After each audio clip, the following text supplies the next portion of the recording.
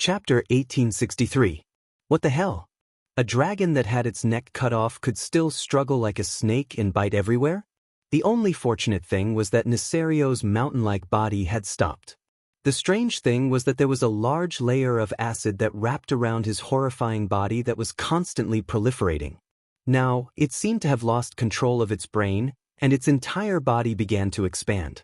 Where there was only one dragon claw a moment ago, there might be a few more legs in the next second. Purify these damn things. The Red Dragon Queen gave the order, and the Sleeping Dragon Coalition army immediately flew over.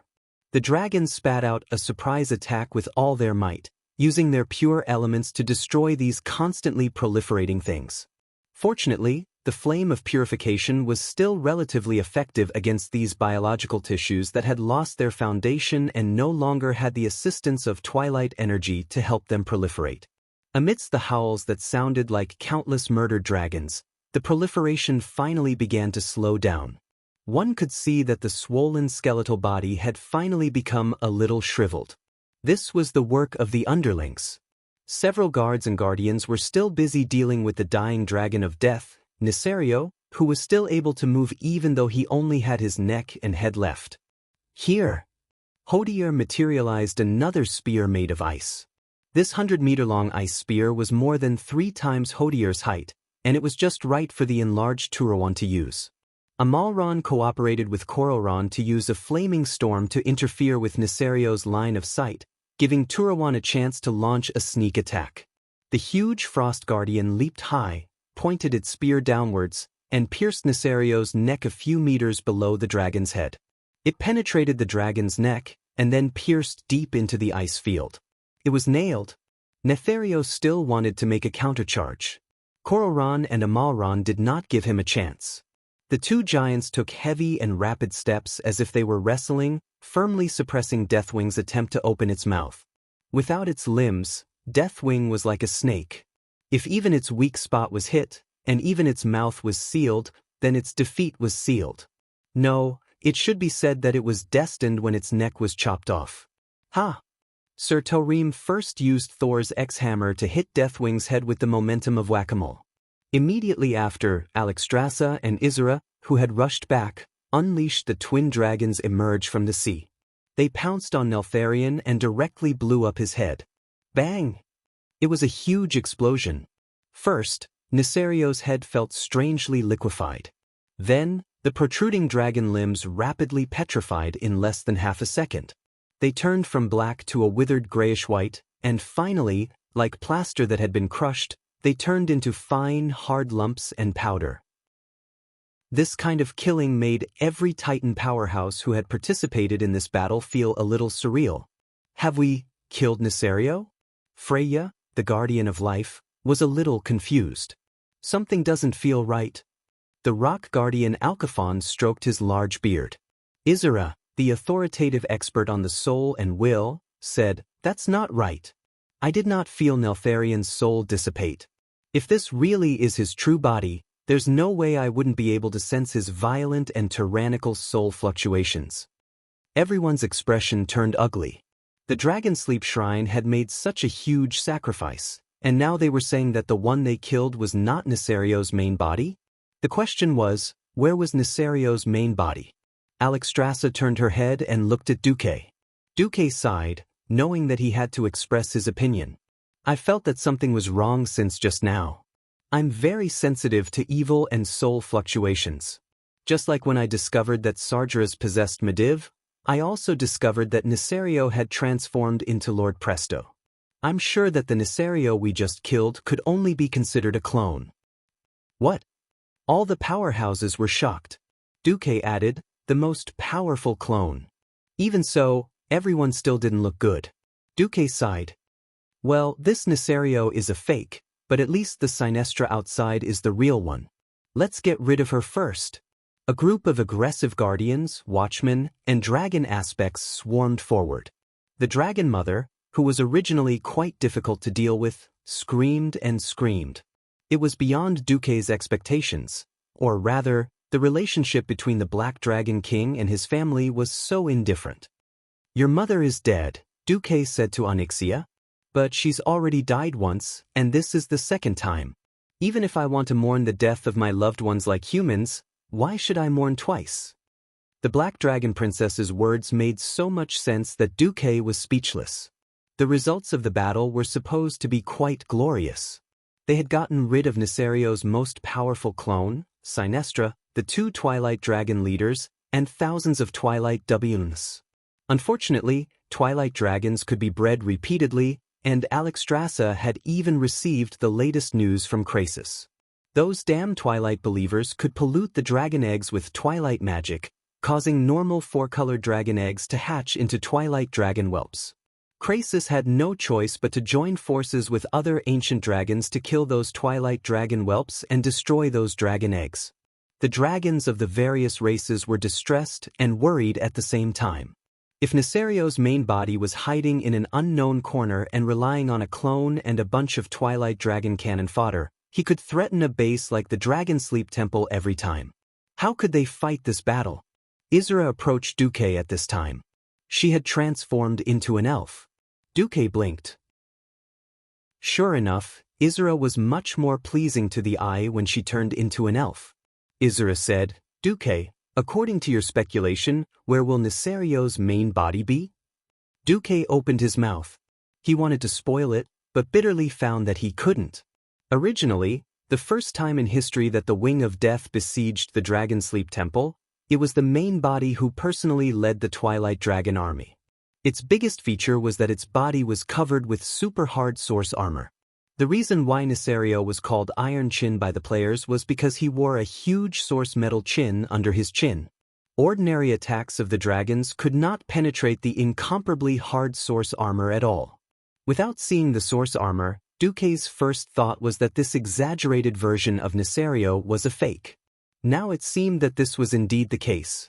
Duque wanted to say something but stopped. Alexstrasza thought that Duque was angry.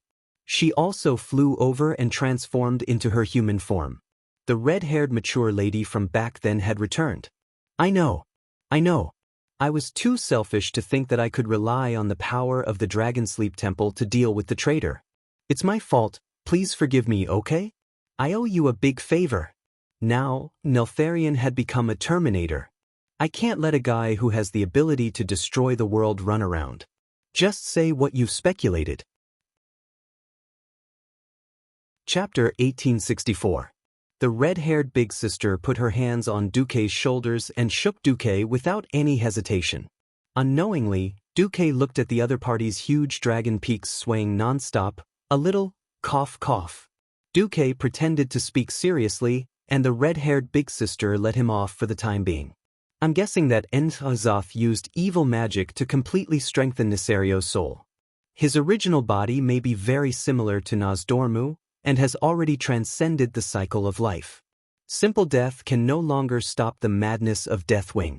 Only by completely destroying his origin can he truly be killed. As soon as Duque's voice fell, the whole place was dead silent. How could they fight this? The original body hid in the origin of the world or the crevice of space and time, and then continuously released the proliferating splits to cause trouble. Even the splits were so strong, if he were to wreak havoc in the world, no one dared to imagine what would happen. Well, the worst-case scenario is that Deathwing has more than one doppelganger. Perhaps their strength and vitality are not as strong as this one, but it's still very troublesome. Duque's words were practically a prophecy. On the second day, almost all the main cities in Azeroth received reports of being attacked by Deathwing. Shameless dragon. Destroying heaven and earth. Although they did not want to admit it, even if Deathwing was divided into dozens of doppelgangers, each doppelganger was still equivalent to an ancient dragon and could easily destroy a city. Eastern Kingdom continent. From the northernmost Silvermoon city all the way to the south, including the main cities of Lordaeron, Gilnis, South Sea City, Rapids Fort, Iron Furnace Fort, Stormwind City, New Kurtiras City, and other cities. Almost every city with a population of more than 10,000 had a Deathwing doppelganger. Alliance cities like Kalingdor, Darnassus, Exodar, and Faramore could not escape, but even Ashenvale's Astrana and the distant Feathermoon Fortress on the southwest island of the mainland were attacked. Alliance cities were certainly Nisario's main targets, but the tribes and the various races that had left the tribes could not escape either. Winterspring's new Undercity, the Goblins' Rusty Water City, the Tauren's Thunder Cliff, the Trolls' Echo Archipelago's Dark Spear Island, the Orcs' Orgrimmar, and other main cities, plus the Crossroads, as well as the Orcs' Warsong labor camp that broke into a Shenvale to prepare to cut down trees. The flames that represented death were burning. The huge city walls crumbled under his claws. None of the birds were a match for him. Even the bravest warrior would be powerless in front of these flying monsters. The Alliance was still okay. This was because every Alliance city had at least one protector or overseer standing guard. The weave that was spread across every major city of the Alliance used tens of thousands of mage eyes to scan the entire territory of the Alliance. Duque wasn't the only one who was monitoring the situation with the system. Khadgar also led every mage who had transformed into a weave spirit to help. More effectively, Kale, that's led tens of thousands of Dalajan wizards and apprentices in a one-on-one manner, using the magic net to set up surveillance eyes all over the world. As long as any one of Deathwing's clones entered the visual range of a certain mage eye, the Dragon Slumber Shrine, Duque, the Alliance's demigods, and the experts of the elemental system would form an extermination team and arrive at the scene within a minute. But the Alliance territory was too big, and there were always places that couldn't be monitored. 100,000 watchers seemed like a lot, but in reality, it was still a drop in the bucket when it was spread over 10 million square kilometers. Only the populated areas could respond in time. Moreover, individual Twilight Dragons were not easy to deal with. Anyway, these days, the Alliance was so busy that they almost collapsed. The Alliance was like this, and the tribes were even more desperate. If Orgrimmar had the help of King Gruul, there was no danger for the time being. The other territories were basically doomed. Thunder Cliff was burned to the ground, and the wooden buildings with a long history were all burned. Kane's son, the new Tauren chief, Ben, led the Taurens to hide in the caves of the mountain rocks, escaping from the devastation of Deathwing's clones. Dark Spear Island was similar, and the Trolls' territory was completely destroyed. Wajin had to take his people to hide in the potholes. The new Undercity had an advantage because the city itself was built underground. Fortunately, Deathwing's clones did not have the habit of fighting on land, so the Forgotten basically passed this time without any injuries. The most miserable was the Rusty Water conglomerate, and the Rusty Water City of a certain Prince of Trade was destroyed. Deathwing's indiscriminate attack made him the object of collective curses of all the intelligent races in the world within a few days.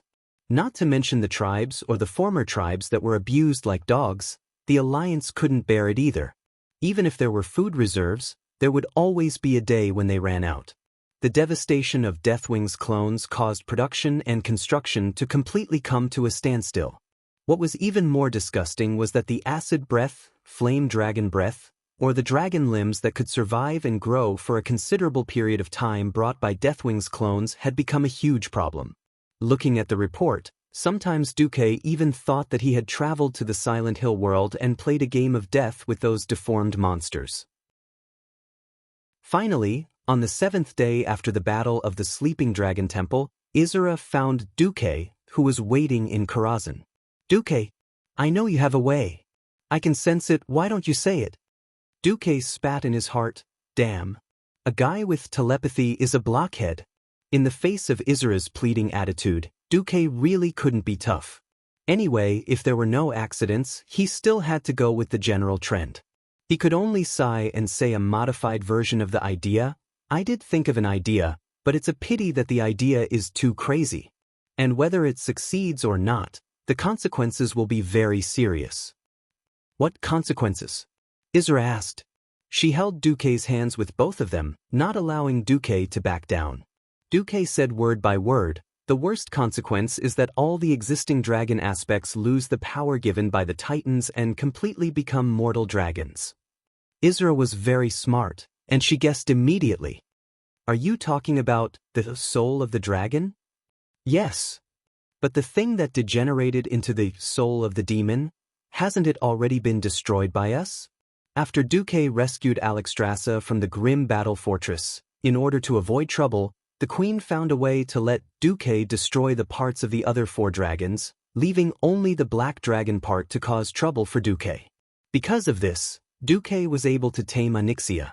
Duque reminded Isra, "I'm talking about the soul of the dragon, from the ancient war 10,000 years ago." Isra immediately gasped. She knew what Duque was talking about. If Nozdormu used his full strength, he could indeed send all the dragon aspects back to 10,000 years ago. But a new problem arose. No. Onyxia's power isn't enough to activate the soul of the dragon. She's lacking a little. Chapter 1865. Onyxia was known as a dragon aspect, and her foundation was also the power of the earth. Everyone knew that she was just there to make up the numbers. If this world could give a dragon a good or evil rating, she would probably have a -100 rating. Of course, it could have been -1000. After being trained by Duque for so long, her evil rating must have decreased a lot. She wouldn't do anything that he didn't want her to do, and she wouldn't do anything rash. She was like a well-behaved child. However, everyone knew that underneath the rules, there was perhaps evil hidden in the deepest part of one's heart. Or perhaps she had really changed after taming so many dragons. No matter what, she had nothing to do with kindness. At most, she was a neutral person. If Duke did not give her a kick or an order, she would never take the initiative to do any good deeds, not to mention protecting the world as her own responsibility. The reason why the dragon aspects had the word protect was because they really respected this responsibility and were willing to treat it as their duty.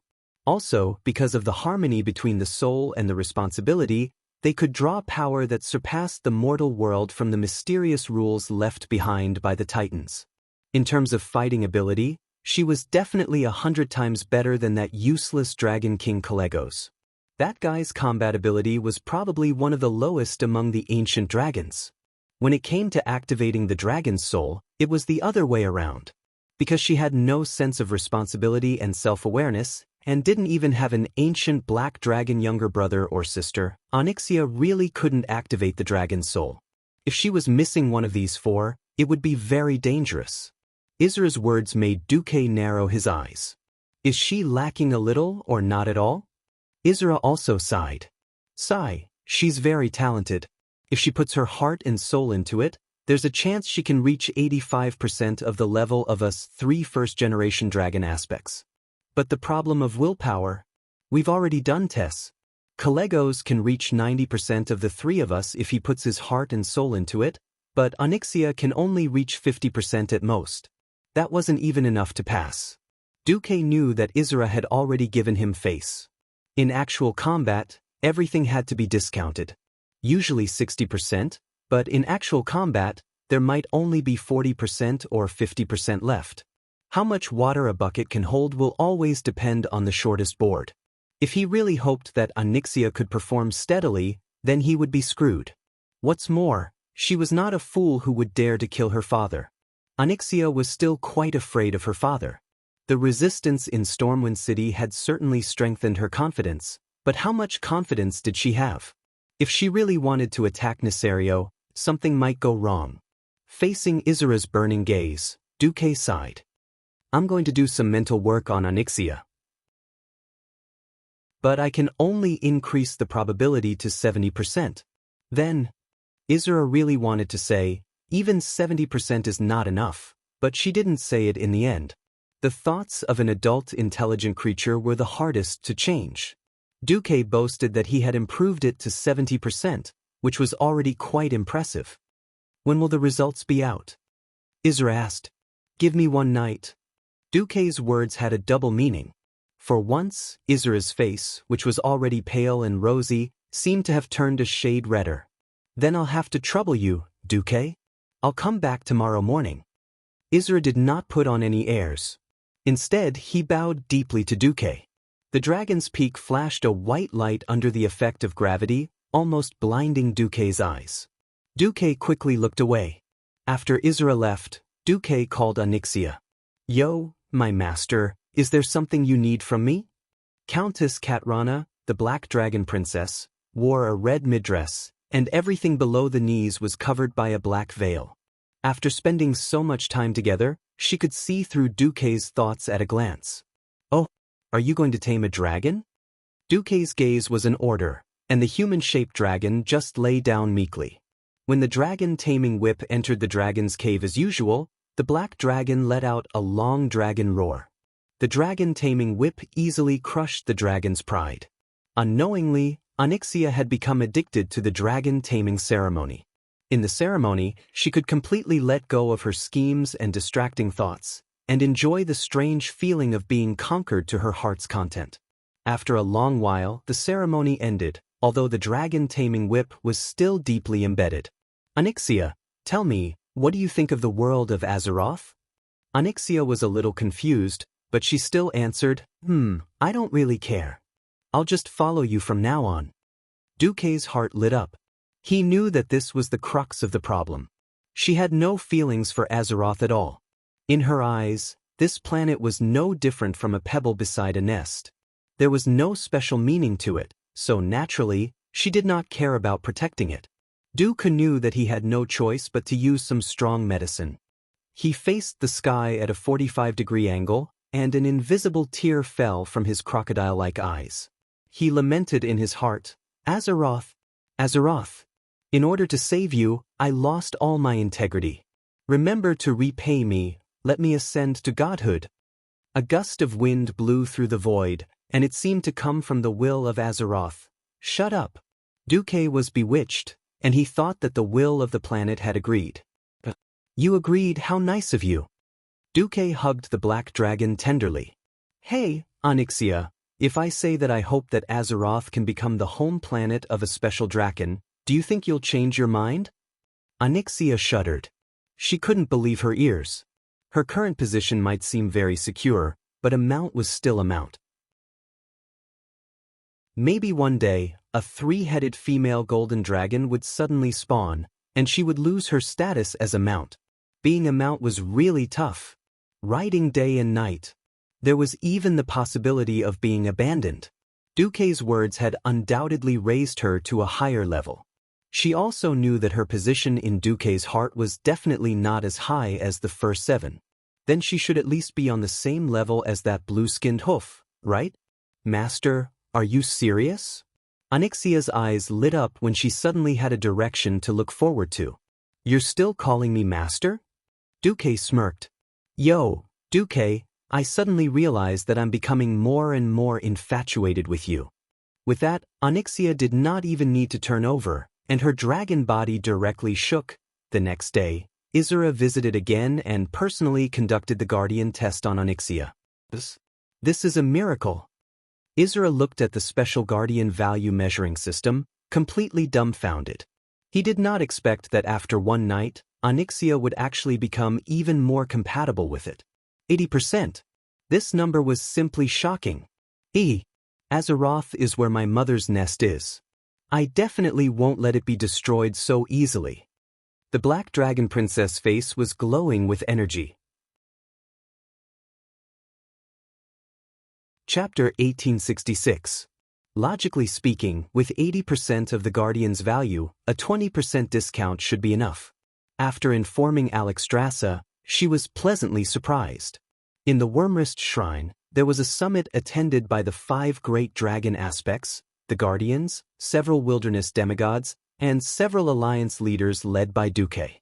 Everyone had come to a general agreement on the plan to seize the giant dragon soul. Given that Nicerios' avatars were still wreaking havoc all over the world, it was impossible for the Justice Camp to go all out. Considering the special nature of the battle, in principle, the Guardians and Watchers would not participate. All the gods of the wilderness would stay behind to guard the Azeroth at this time. Because the water and fire elemental realms from 10,000 years ago were still in the hands of Neptulin and Ragnaros, and Vasht's abilities were limited. The 2 of them and their subordinates also stayed behind. Moreover, that had already started to break through to the demigod realm, so it was even more impossible for him to leave. In the end, it was decided that the 5 dragon aspects and the 2 demigods, Duque and Sylvanas, would form an allied force to travel through time and space to attack Neltharion's main body. However, at the end of the meeting, Duque mentioned, I want to buy insurance for the Earth Guardian. Alexstrasza perked up. They had run through this plan countless times. The 3 veteran dragon aspects would definitely be fine. Something would happen to either Calegos or Onyxia. There was actually a substitute for Calegos, or even a superior substitute. He was naturally Duque. Duque, who was also proficient in arcane magic and was even more proficient in Titan runes than Calegos was. He had grasped the highest secrets of magic on this planet, so he could easily get rid of Calegos and work alone. Just because the giant dragon soul seemed to be more stable if it was played by the dragons.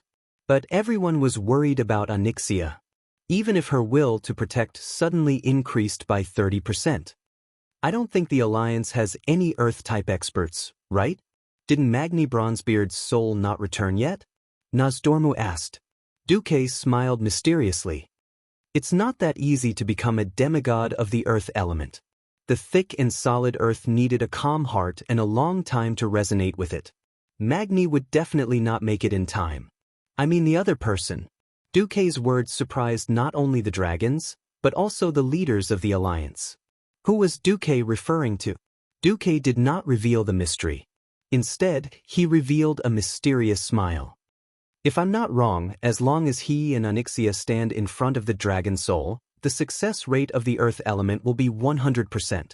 Duque's words made everyone's curiosity explode. At this moment, there were traces of destruction everywhere on the land of the Echo Islands. A beastman stepped onto this piece of land that had been scorched by the flames of destruction. At his feet were completely charred wood and a black troll corpse. The regenerative abilities that the trolls were so proud of were laughable in the face of this absolute destructive power. Suddenly, a troll silently appeared behind the tall and sturdy beastman. You're too late. The giant troll seemed to have a hunchback. His body was bent into a capital C. It was not known if his body was naturally like this, or if his shoulders were crushed by the heavy burden of his compatriots. The beastman suddenly turned back. He clenched his fists. His sharp nails dug into his palms, causing blood to come out. It's not too late. The giant troll shook his head. His wise eyes showed pain, sorrow, and extreme anger. No, it's too late. If you return to the tribe. Enough. Thrall. It's too late. The one sitting in the position of the great chief is that crazy man with a bad brain. You're the one who brought him up. Now he's treating all non-orc races as cannon fodder. First Cain. If I don't leave, the next one will be me and the dark spear troll. Wajin waved his arms in agitation. What else can you do? The great chief of the former tribe, Sal. Wajin was furious. His words also deeply provoked Thrall. That's right, Thrall had returned with not much results. The moment he returned, he discovered the great changes in the tribe. He didn't want to believe this was a fact, so he personally rushed to the Echo Islands where the Darkspear troll was. Then he witnessed this terrifying scene. He was sure that almost all the settlements of the Horde or the former Horde, including Orgrimmar, had suffered heavy damage. The only difference was the degree of damage and the number of lives lost. Faced with the responsibility of his old friend and partner of many years, Thrall was speechless. I'm trying to appease the anger of the elements. Wajin laughed when he heard this, but it was a sneer. Appease? Compared to communication, the Alliance's Duke Marcus seems to have a better way. My shaman told me that he and his woman have conquered the 3 major elemental realms of water, fire, and wind. Even Ragnaros and Zikir have been killed. Now, except for the elemental creatures native to Azeroth, no one will respond to our shaman's call. As if he didn't vent his anger, Wajin roared. Damn it. This is equivalent to giving up on the tribe, causing the tribe to fall into the greatest chaos. Hundreds of thousands of people have died, and nothing has been achieved. Instead of this, you should have encouraged the radicals to find that guy and you, Makra.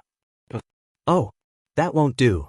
You are strong, but it is impossible for you to fight against Gurus without getting injured. Once you are injured, you will be poisoned to death. Our old friend Varrock Salyafar, in the fair and just, Makra, acquiesced to that guy's use of highly toxic weapons. Thrall fell into a long silence. The cruel reality slapped Sal's face left and right. He knew very well that Wajin loved the tribe as much as he did. The new tribe was built by him and Wajin, who joined first, and then there were the Tauren, the Forsaken, and the Goblins. The so-called love is deep, the hatred is deep. Wajin lost his composure and cursed angrily because of his pain and despair for the tribe. After a long time, Wajin choked out a sentence, "Will you come back?" Thrall said bitterly, "I can't think about other things until this catastrophe is over. What is more important than the tribe?" Thrall closed his eyes, and when he opened them again, his eyes were full of pain. Whether it is the tribe or the orcs, we have not shown our value in this battle against evil for a long time. If I don't do something, once there is a window of time in Azeroth where there is no common enemy, I bet that the Alliance will definitely attack the tribe. At that time, it is likely that the orcs, trolls, Tauren, goblins, and the Forsaken will all be erased from this planet. Wajin was shocked. Thrall's last words were, "Duque came to me and asked me to be his backup." Chapter 1867. Woken was completely speechless. Everyone, because of their growth environment, growth experience, clan status, and many other factors, would have their own limitations. Woken was very smart, otherwise he would not have become Sal's main think tank. He also had his limitations.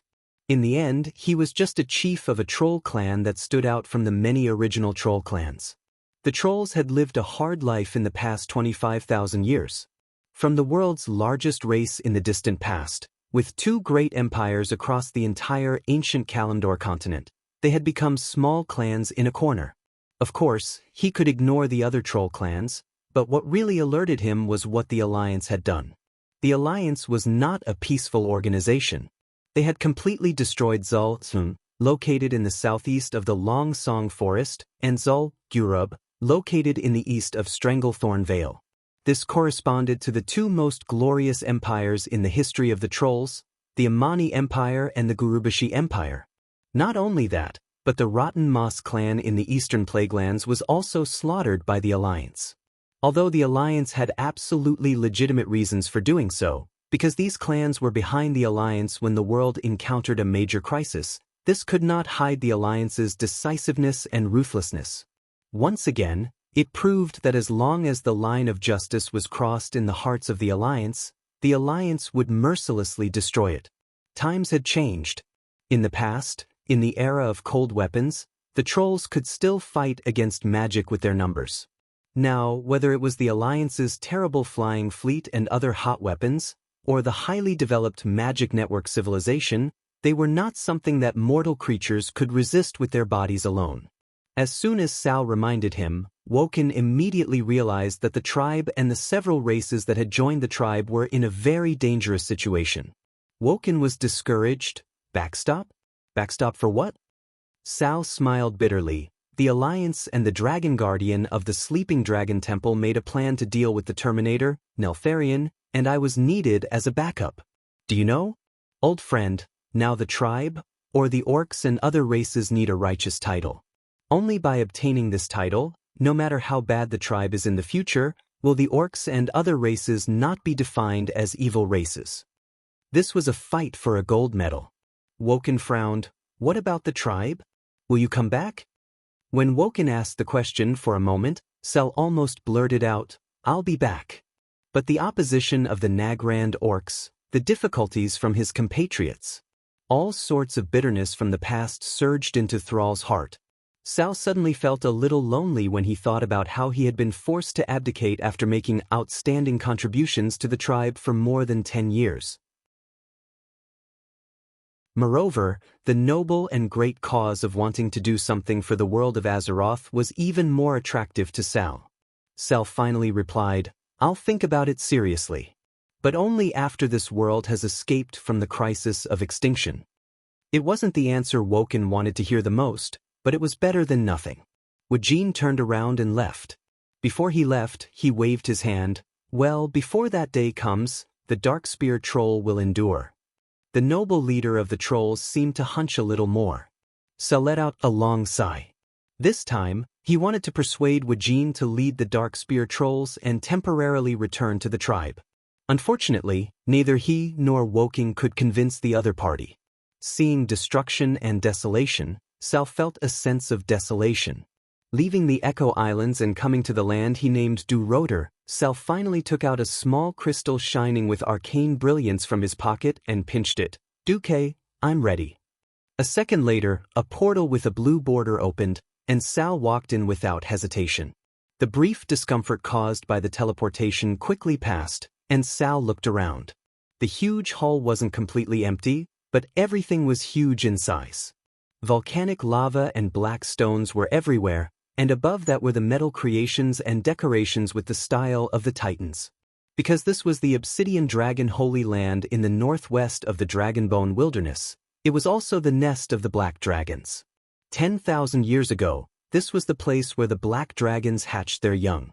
Unfortunately, with the betrayal of the Black Dragons led by Nisario, there were now only 100 or so Draconians who obeyed Onyxia's orders. The square was large and empty, with a large round table in the middle of the square. A man and a woman were chatting in the middle of the square, drinking their lunch. Cao saw a cup of warm black tea on the table, as well as a small plate of biscuits.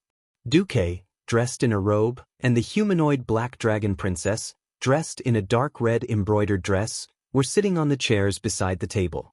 Duque nodded and smiled at Cao's arrival. "Cao, would you like something to drink?" Only then did Cao notice that there was a large tea set on the table, specially made for the orcs. Cao nodded, not losing the slightest bit of momentum, and sat down peacefully. Cao's long experience of living among humans gave him more indifference. He had not experienced the life of the Lordera nobles. But because of his quietness and tame, he was brought into noble balls or tea parties more than once as a slave gladiator champion. Although drinking afternoon tea did not seem to match the rugged appearance of Cao, there was a subtle sense of harmony here. "Oh!" Onyxia tilted her head in surprise. Cao took a sip of the black tea, put down the cup, and deftly turned it with his fingertips. He knew very well that the initiative of the conversation was not on his side, so he took the initiative to speak. "Duque, what do you think of the tribe now?" They had known each other for more than 10 years and fought side by side many times. It was not brotherly love, but at least they were very familiar old friends. Cao knew how to deal with humans very well. Duque knew that lies were meaningless to a smart leader like Cao, so he told the truth. Dangerous, arrogant, and conceited. The tribe led by Garis is like a powder keg and will explode at the first opportunity. Powder keg? What a vivid metaphor. Cao smiled bitterly. Once a powder keg exploded, he would definitely be dead. The problem was that it would also blow up the people nearby. This was a classic case of harming others and oneself. Duque raised his hand and curled his lips, seemingly a little indifferent. Fortunately, it can't blow through the deck of the Alliance's battleship. Cao now knew the Alliance's attitude better. Disgust, vigilance, but not the slightest fear. Once free, they could clean up the current tribe at any time. Cao sighed. "Then, Duque, do you hate orcs?" Chapter 1868. Duque waved his hand. "Personally, I have no prejudice against any race. I admire the words of a great man. He said, I've seen the dirtiest humans and the noblest orcs. I'm not the only one with orc heroes like Grom. The Alliance has also accepted the Drenii. You have to know that they come from the same origin as the Eridar race that we call demons. Duque, you have a forgiving heart. You are indeed a great leader," Cao said with absolute certainty. Duque was a little embarrassed. This was just like the legendary mutual flattery in the business world. Duque spread his hands. "I can temporarily suppress the conflict between the Horde and the Alliance in Grey Valley. I can even get the Night Elves to give up a forest area to meet the Horde's logging requirements, but the Horde must talk to the Alliance through formal diplomatic channels." "Cao, I know what you want to ask, but I won't give you any promises. The Alliance is the Alliance. This is an organization formed to fight against evil, with militarization as its core. Our purpose has never changed. Whether the Horde becomes the enemy of the Alliance and all of Azeroth depends on the Great Chief of the Horde. Duque emphasized the word, Great Chief. This made Sal feel like he was sitting on pins and needles. Duque drew a line on the table with his finger, and a thin line of frost elements appeared on the table, visually dividing it into two. If the Alliance goes to war with the Horde, it will only happen in one of the following two situations. Either the Horde goes to war with the Alliance first, or the Horde joins the Burning Legion or the Ancient Evil Gods. This line cannot be crossed, or the Alliance will do their best to destroy the Horde first. Duque's words were like words chiseled on a stone wall, cold and sonorous. Sal completely understood Duque's determination. Sal's mouth moved a few times, but he didn't say no. Did he blame Duque? He didn't. The old grudge between Duque and the tribe was a matter of the previous generation. Moreover, Duque was also serving his own master. Ever since the world started to collapse and evil forces kept attacking, Duque had been the wisest leader. Not only did he lead the Alliance, he even took care of the tribe for a long time for the sake of righteousness. Duque's words to him were the most perfect promise, an oath that would never be broken. Duque's stance had been the same for more than 10 years. Righteousness was the most important.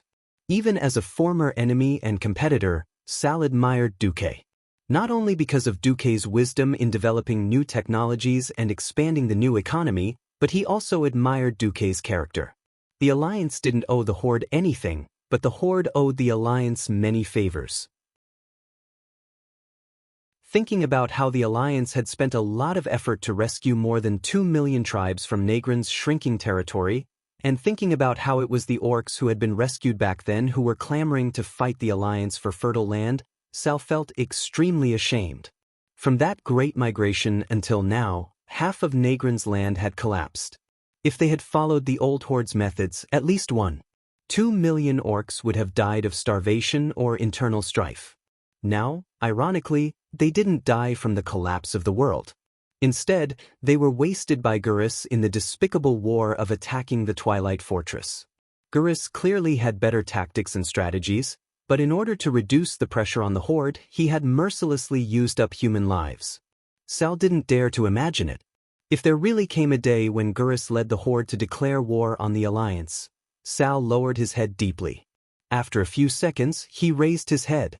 Duque, thank you and the Alliance for your restraint. The recent series of conflicts between the Horde and the Alliance are all because of the Horde. If there really came a day when the Alliance launched a war against the Horde because of the above two reasons, I won't blame you. Sal didn't say if he would still stubbornly stand on the Horde's side in that situation. Sal didn't even make any promises.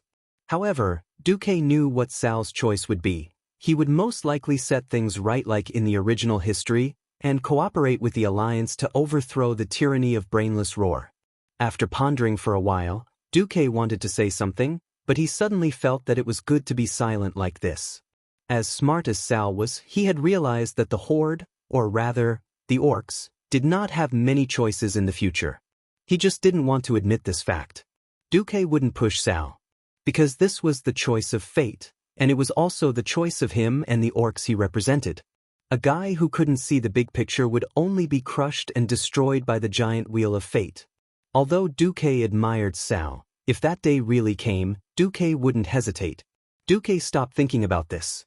Instead, he shamelessly said, "Let me take you to see Alexstrasza."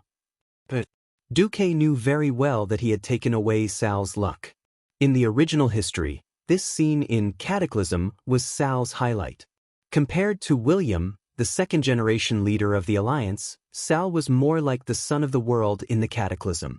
Sal had used the power of the earth to perfectly fill in the missing part of the dragon soul. Unfortunately, ever since Duke took care of Onyxia in this life, Sal was destined to be just a bonus, an additional insurance. Between Sal, the orc, and the Black Dragon Princess, Alexstrasza, who had been captured and tortured by the orcs, it was obvious who she trusted more. When facing Duque, except for Nozdormu, the other Dragon Kings would transform into their human forms to talk to Duque. This was a contribution to Duque, as well as respect for Duque's demigod status. The Dragon Kings weren't so enthusiastic towards Sal. "Hello, Sal. Thank you for coming to help this time. Regardless of whether you are needed in the end, you and the orcs are willing to contribute to this world, and the Dragon Sleep Temple has received it." Because Duque had greeted her earlier, Alexstrasza's attitude towards Sal was also quite friendly. This made Sal breathe a sigh of relief. The tribe had established connections with the Dragon Sleep Temple and the Guardians too late. By the time Duque had made a name for himself here, the tribe had already been unable to keep up. Whether it was in terms of strength or influence. It wasn't that Sal didn't want to catch up, but this time, Duque's conquest of the 3 major elemental realms had completely disrupted Sal's rhythm.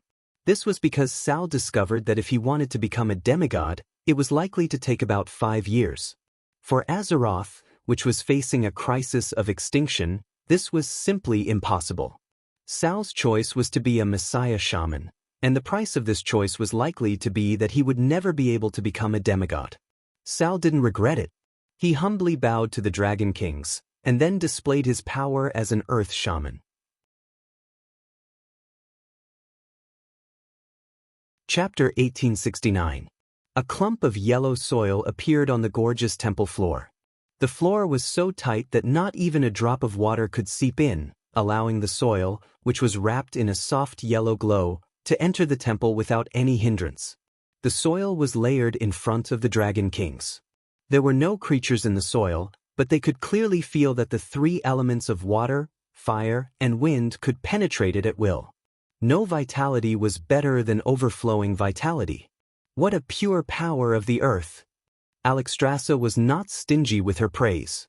Duque, who was beside the Black Dragon Princess, pointed at the scene. Every intelligent creature has a different understanding of the earth. Sal's current entry point is the bearing of all things by the earth. Xianxia nodded, not really understanding. Sal, on the other hand, was a little surprised. He did not expect Duque to have dabbled in the power of the earth. That's right, he had experienced the meaning of the earth from the collapsing Nagrand. On the collapsed land of Draenor, there might still be wind, water, and fire in Nagrand, but without the support of the earth, everything would only become debris in the void after falling into the void. Sal witnessed the collapse of this ancestral land day after day, and only then did he realize this from the depths of his soul. He did not expect Duque to see through it so easily. Sal bowed slightly to show his respect to the Dragon Kings. He bowed deeply to Duque. This was not out of respect for Duque's status, but Duque's recognition of his way of the earth. It had a sense of, "I'm not alone." Alexstrasza clapped her hands to attract everyone's attention. "Okay, let's discuss the details of this battle. Please follow me." After saying that, she led everyone to a side hall of the Dragon Slumber Temple. This newly opened side hall was obviously not built according to the size of the dragons. It was 5 meters high, and could only be used by small and medium-sized creatures, such as humans and orcs.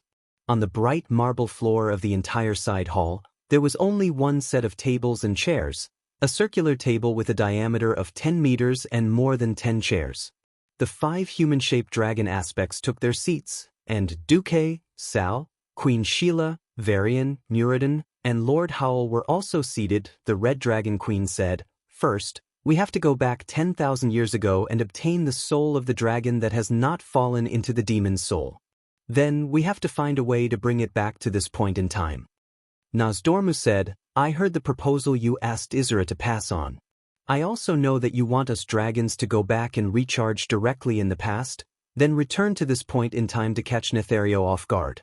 In fact, we can all go back, but it's not certain when we come back. After the giant dragon soul is charged, it contains too much energy, and I don't have enough power to send it back." Duke suddenly thought of something. Wait, could the soul of the colossal dragon be the combined power of the 5 dragon aspects that surpasses the total power of the 5 dragon aspects? Of the dragon? It's hundreds and thousands of times greater than our individual power. Alexstrasza gave Duque an affirmative answer. Duque was speechless. He had taken everything into account, but he had missed this point. Of course, he knew that if it was charged at this point in time, it would attract Nethario and his main force. He always wanted to replicate the feat of killing Nisario the first time in the past. Unfortunately, things were unpredictable, and it was difficult to get what he wanted. Nosdormu said, "The dragon's soul exists for a very short period of time. Not long after it was created, it was tempted by Nisario to inject the most powerful energy into the four of us from 10,000 years ago and complete the charge. After it was created, Nisario at that point in time would definitely guard it.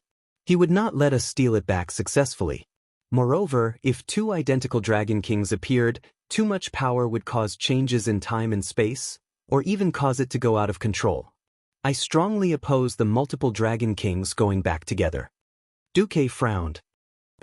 "Can you get the Dragon Kings to give me a token? I don't expect the four of them to believe me at that point in time, at least when I think of a way to sneak attack Nisario and seize the dragon's soul. The four Dragon Kings do not make a move." The three veteran Dragon Kings pondered for a moment. Sure. However, the remaining Collegos could only shrug because the Blue Dragon King was still Maligos at that time, so there was no other way. At this time, it was Duque's turn to think. "How about this? Let's change the plan. Only three of us will go back, me, Cervantes, and Sal." "Huh? Are you sure?" Isra asked. "Nonsense." It turned out that Sal had taken care of his own strength. It was at that moment that Sal truly embarked on the path of the Shaman Messiah. "Yes," Duque answered affirmatively. "Sending the current Duque and Cervantes back won't be too stressful, right?" Alexstrasza asked Nosdorm. Nosdormu said seriously, "If it were two demigods at their peak, it would be very difficult." Duque waved his hand. "There's no need. I have mastered the path of demigods. I don't need to rely on a large amount of ready-made magic to exert my combat power. As long as you teleport me to a time node about a month earlier, I can use my own magic net to draw enough magic to fight the dragon aspect." Sal, who was listening, had mixed feelings. A guy like Duque was extremely reliable when he was one of his own. As long as he was given time to complete the preparations in advance, he could definitely make any existence bleed. But when he became an enemy, it would be too terrifying. Nosdormu had no objections to what Duque said just now. "Then please be sure to maintain the minimum demigod level before the teleportation and when you are about to return. This will be much easier for me, because I am still not sure how much the dragon's soul will affect the timeline." But Alexstrasza looked around. "Then, Duque, do you need time to prepare?" Duque, Queen Sylvanas, and Sal all shook their heads. Duque said instead, "It's better to ask if the Sleeping Dragon Temple needs additional preparation work. It is certain that if we make such a big move, Nisario's true body will come to kill us. The core subordinates who serve him will also come out in full force." The Red Dragon Queen pondered for a moment. "Then hold on for another week." "Okay." After everyone reached an agreement, the meeting was dismissed. A week later, in the Tanaris Desert in the south of the Kalandor continent, in the Cavern of Time, the humanoid Nosdormu confirmed with the three of them for the last time. "Are you ready?" "Yes," the three of them answered in unison. Traveling through time and space was a piece of cake for Duque. But for the other two, it was their first time. And Duque found that it was different from the last time he went back to the past. Nosdormu's hands emitted a dazzling light. This light formed a jet above the heads of the three of them, and the bright light beam blended into the void. Just as the light beam formed a ball of light again, it formed an illusory vortex that sucked all three of them in. Chapter 1870. After the three of them were sucked into the vortex, it began to shrink in the blink of an eye and quickly disappeared. Time seemed to be stuck in a state of stillness. Sylvanas thought she was dead. She felt like she was in a pitch-black world with no up or down or left or right. The illusory feeling of weightlessness made her panic. It was as if there was no passage of time, and there was no concept of space. The only thing she could feel was that her mind could still function smoothly. She could not breathe, speak, or move. She did not know how long had passed. Perhaps it was a second, or perhaps a century. Even with the longevity and experience of elves, she was a little panicked when faced with a situation where time seemed to have stopped. Am I really dead? Sylvanas could not help but think. At that moment, she felt a warm and familiar touch on her palm, making her aware of Duque's existence. She subconsciously moved closer to him, but it was a pity that she could not even move a finger. Even so, the feeling of her fingers tightly clasped together made her feel very at ease. At that moment, she suddenly heard Nozdormu's voice. "Sorry to keep you waiting." The Bronze Dragon King always had a poker face. Even in human form, he rarely showed any expression. He spoke to mortals in a tone that had never changed in 10,000 years. Normally, she would find him boring, but at times like this, he was very reliable. The next moment, other senses returned. Sylvanus's vision was still filled with endless darkness, but fragments of colorful light began to appear in her vision.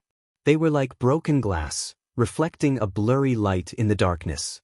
However, the scenes that were being played on these fragments made her feel like she was looking at an incomplete magic mirror. The mirror reflected various scenes. Some of them were scenes that she had experienced in the past, such as the thousands of years she had spent in the Eversong forest. However, some scenes were extremely unfamiliar and shocking to her. This was because she had seen herself die under Arthas's sword in the battle to protect Silver Moon City. Her soul had been captured, her heart had been tortured, and she had become the banshee she once hated the most. Then she had become the queen of the Forsaken. These scenes appeared and disappeared with the flashing fragments, until two stable doors of light appeared in front of her, one on the left and one on the right. Queen Sylvie found Nozdormu standing in front of the two light doors. She was holding Duque's hand and hovering in the air on Duque's left. Sal was on Duque's right. The three of them subconsciously stared at the light door, because it seemed like there was another world behind the door, the world of the future. The image of the future was evolving at the speed of 1 day per second. Even so, the three of them immediately noticed a divergence. One of the worlds quickly finished its evolution. It was the Azeroth that was quickly destroyed by Nisario, the Elemental Lords, and the Twilight Disciples. The land was desolate. There was not a single living plant. The ground was littered with the remains of dead humans and orcs. Tens of thousands of years of intelligent life had come to an end. However, the other worlds seemed to have continued. Azeroth seemed to have been destroyed by the combined forces of Nisario and the 4 elemental realms. The Horde was also destroyed. However, a small number of the Alliance's elites began interstellar travel. In the light door, the three of them saw Duque's figure. Duque was commanding the evacuation of the people and soldiers. Some boarded the Dreniai's spaceships, while others evacuated directly to an unknown planet through the dark door. After that, the Burning Legion followed like shadows. Duque led everyone to fight and retreat. Although the end result was still destruction, they had at least held on for 100 years. Originally, the three of them wanted to see more, but who knew that Nozdormu would raise his hand? Sylvanus and Sal turned into streams of light and flew backward. Forward was the future. Backward was the past. Nozdormu only left Duque behind. "Do you know why I left you alone, Duke Marcus?" Nozdormu seemed very calm, be it his voice or his appearance. Duque felt that this Bronze Dragon King seemed a little excited. "As the guardian of time, I have faithfully discharged my duties for 25,000 years. Next, I will tell you a secret. I would not have said it until the end of the world." Duque suddenly felt a little nervous. For the first time, Nozdormu's poker face, which had never changed for 10,000 years, showed an excited expression. "As the guardian of time, whether it is the future or the past, everything is within my observation. In the first few years when I started to fulfill this duty, I was extremely excited, because I could freely observe any part of the past or the future.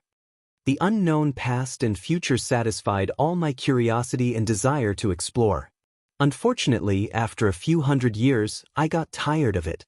I am the guardian of time, and any action that causes a large change in history has to be corrected by me. It is not that I have not tried asking for help from mortals to go back in time to correct history. Often, the price I have to pay is just the most insignificant equipment in my collection, such as excellent or epic grade equipment. As long as it does not affect the course of history, I do not care about any changes in the past or future.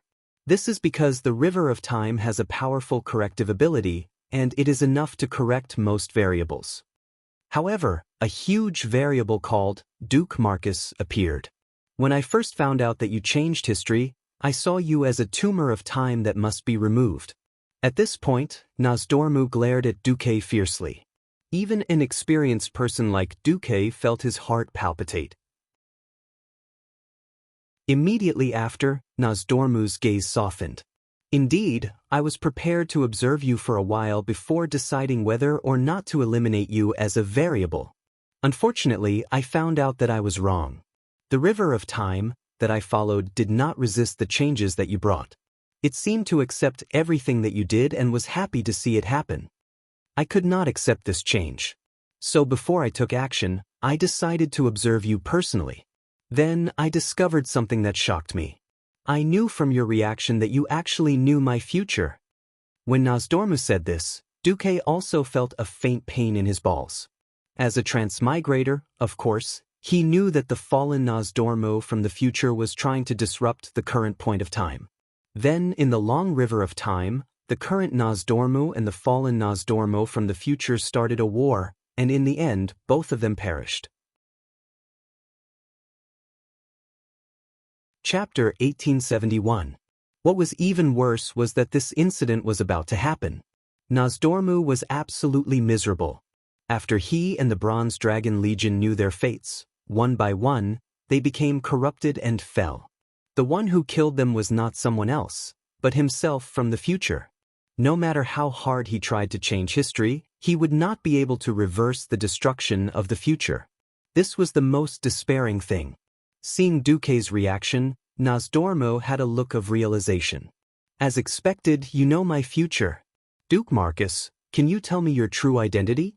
In my eyes, you are an anomaly, a variable that should never exist. I wanted to drive you out of the Azeroth timeline, but I finally realized that it was the world of Azeroth that brought you in order to change the future.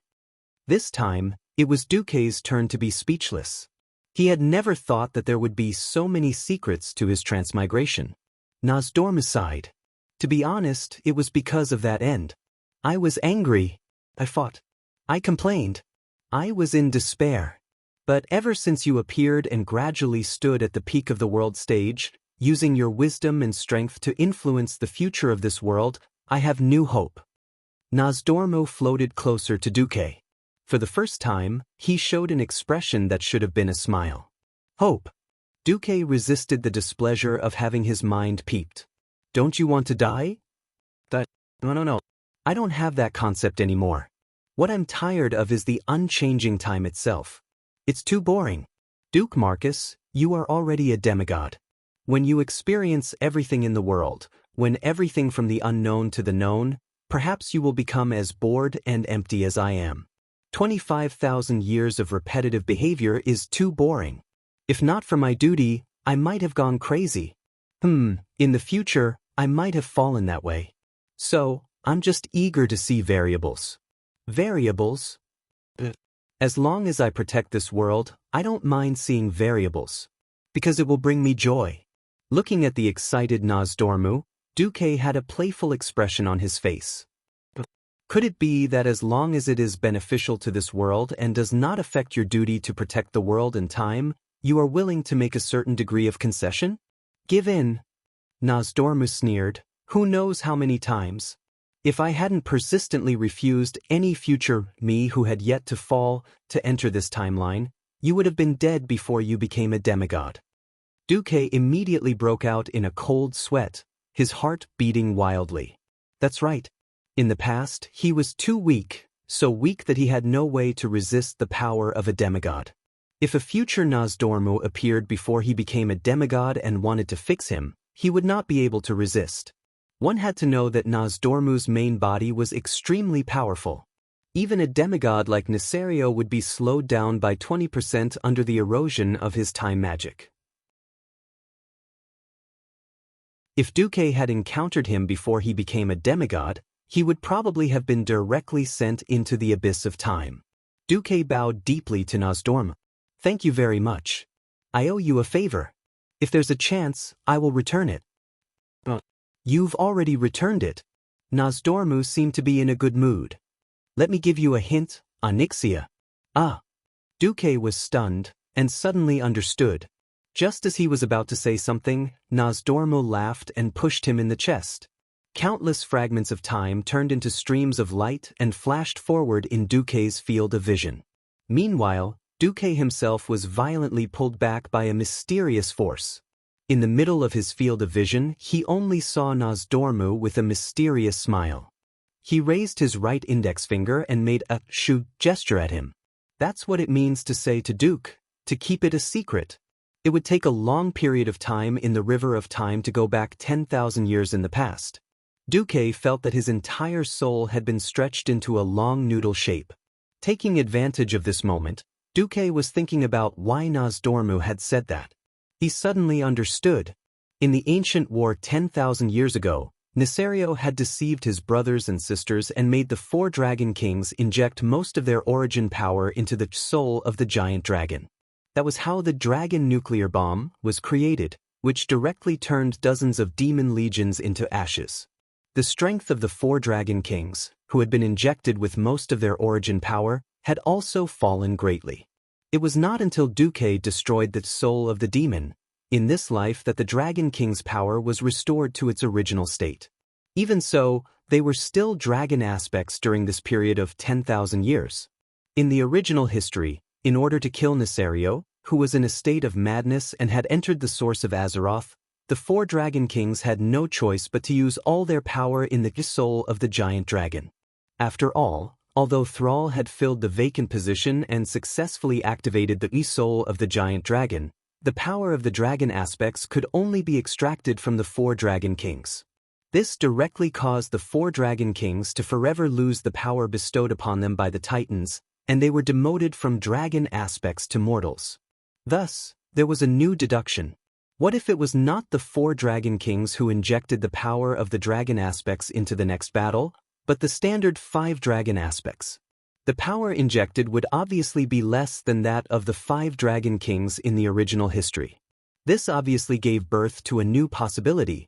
Perhaps after this battle, the 5 dragon aspects would not completely lose the sacred Titan power. Duque slapped his forehead. This butterfly of mine has done something big again. The so-called butterfly effect is really F*** difficult to deal with. Changing the future certainly represented new hope. In turn, it meant that the history that Duque was familiar with was useless. This was both a joy and a pain in the ass. However, Duque soon laughed. In the past, I couldn't completely change the world, and I wasn't afraid of its backlash. But now I'm different. I've made all the preparations, and the backup plans that should be laid have already been activated. Everything is waiting for the harvest. Lala. In the spring, I plant a wife in the soil, and in the autumn, I can harvest many, many wives. Duque sang a tuneless crooked song as he traveled through time and space and returned to 10,000 years ago. When Duque came back to his senses, he found that his face was crooked. Ouch. If it were someone else, Duque would have directly sent the 5 Fireballs divine sect to teach him a lesson. However, the person who twisted his face was Queen Sylvanas, so there was nothing he could do. Queen Sylvanas?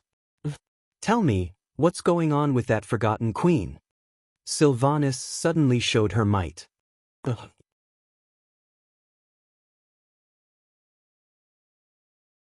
Chapter 1872. The Forgotten Queen, the Undead Queen, was the chief of the entire tribe at the most glorious time in history. She had always been brave and determined, but who knew that her withered heart also had a soft and fragile side, and that her dried-up tear ducts could also shed sad tears? Who could understand her loneliness? In order to reunite her sisters, she had once tempted Sasha to become the same existence as her. Unfortunately, Sasha had come to her senses at the last moment. When Legion descends, her eldest sister, Aurelia, returned, and the allied tribes joined forces to fight against the Burning Legion. How did she deal with herself? Perhaps it was the sorrow buried in the deepest part of her heart that made the legend of Queen Sylvanas even more touching. Duque's hesitant expression made Sylvanas feel as if she had been pricked by a needle. Her body trembled. You really know something? Nozdormu refused to say. What about you? There had never been a hero who was really stupid. You could lie for a while but not forever. Speaking of which, Duque did not really intend to lie to Sylvanas. When he came back to his senses, he found that Sal was not by his side. Duque shrugged. What do you want me to tell you? That Sylvanas in the other parallel to the main world died in the battle to defend Silvermoon? And then continued to exist as the Forgotten Queen? Queen Sylvanas did not really want to be angry at Duque. It was just that she had seen a few fragments at once, and her thoughts were very confused. She was stunned for a moment. Duque took the initiative and hugged Queen Sylvanas. Without a word, he gave her artificial respiration. Queen Sylvanas did not want to interrupt Duque, but they had been married for so many years, and her body and mind had long been in love. No matter how tough she was usually, once a wonderful switch was touched, her whole body and mind would automatically soften. Love sometimes was like that. After a long time, their lips parted. Duque looked at Queen Sylvanas affectionately. Silly woman, you think too much. Yes, I did peek into part of the past and the future, but that was something that happened in another branch of the timeline. What's important is that you're alive and well in this main timeline, and you're the mother of our child, right? At the mention of the child, the last trace of stiffness on Sylvana's face softened. She subconsciously touched her lower abdomen. Queen Sylvie rolled her eyes at Duque. Besides, you were already in love with my sister and third sister at that time. No matter what, you can't leave me alone and let me die. Right? Speaking of this, Queen Sylvie turned her head away from Duque. Who knows if you knew that I was almost killed and took the opportunity to save the damsel in distress to deceive me? Duque was about to spit. He bared his teeth. Sighed. Women. Why did he like to mess things up? Speaking of which, I don't remember what I was thinking at that time. He just felt that everything was going with the flow, and he didn't let go of the wrong person. However, seeing Queen Sylvie's slightly red cheeks and slightly trembling pointy long ears. After so many years, how could Duque not know her little habit? She was clearly saying, come and coax me. If you coax me, I won't throw a tantrum. Duque could only coax her, holding her slender fingers with both hands. Perhaps for me at that time, peeping into the future was beneficial for my actions at that time. But one thing is for sure, I was sincere to you and your sister. I couldn't let you get hurt, let alone walk into a desperate situation of death. Duque was about to take out the Bible of picking up girls and recite the 10 quotations when Queen Sylvie put her index finger on his lips. Queen Sylvie's golden eyebrows slightly raised, giving Duque a feeling of pride, but her perfect and heroic face was full of concern. Idiot Duque, do you really think I'm angry that you didn't tell me that I might die and become an ugly banshee? Duque didn't know how to react or what expression to show. Queen Sylvie's slender fingers held Duque's face, and her clear eyes looked straight into Duque's eyes. Don't think that we women don't know the gloominess under your cheerful expression. We all know that you are hiding a bigger, more shocking secret in your heart. No one knew why you were unwilling to tell us at that time, but we can be sure that even if you lied to us, it was for our own good. In the past, I didn't understand why you would pay special attention to a certain woman in the harem at a certain time. Now that I see the divergence in the river of time, I completely understand. Even if you conquered Onyxia by violent means, it should be because she should have died at a certain point in time.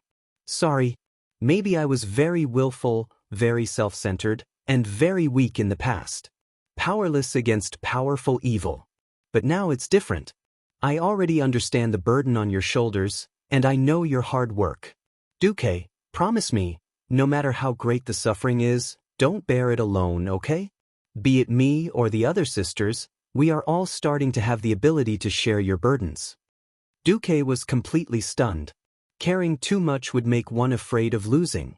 Sometimes, he was so worried about gains and losses that he forgot the iron rule of, your daddy will always be your daddy. Queen Sylvie didn't die, and she wouldn't die even after becoming a demigod. Plus, she saw the old ending that Nozdormu showed her. Perhaps she could really give her some more burdens. Duke sighed. All right, I've been defeated by you. Then, help me think of a way to steal the giant dragon's soul without changing history. You have to know that we have returned to 10,000 years ago, and changing history will affect 10,000 years later. For example, if you come back and deal with Tyrant, Queen Sylvie's beautiful eyes turned. Where's the trust? Duque could only pretend to laugh dryly. All right, I'm not here to keep an eye on you. I don't have the mood to restrict a man like you to death. Queen Sylvie's eyes revealed a strange light, and she took the initiative to change the topic. Actually, I think we just need to give the dragons a hint. Hint. For example, if the dragon's soul is not easy to get, we can make a prototype first. That way, if we steal a finished product, they can quickly modify it and turn it into a perfect dragon's soul. After all, the dragon's soul can only be used if it is infused with at least a large portion of the 4 dragon aspects power. Without the power, it's just an empty shell. Oh, that's a good idea. Duque changed the topic.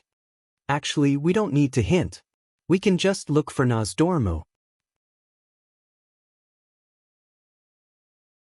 Chapter 1873. Queen Sylvanas proposed a new idea. Then I have another question.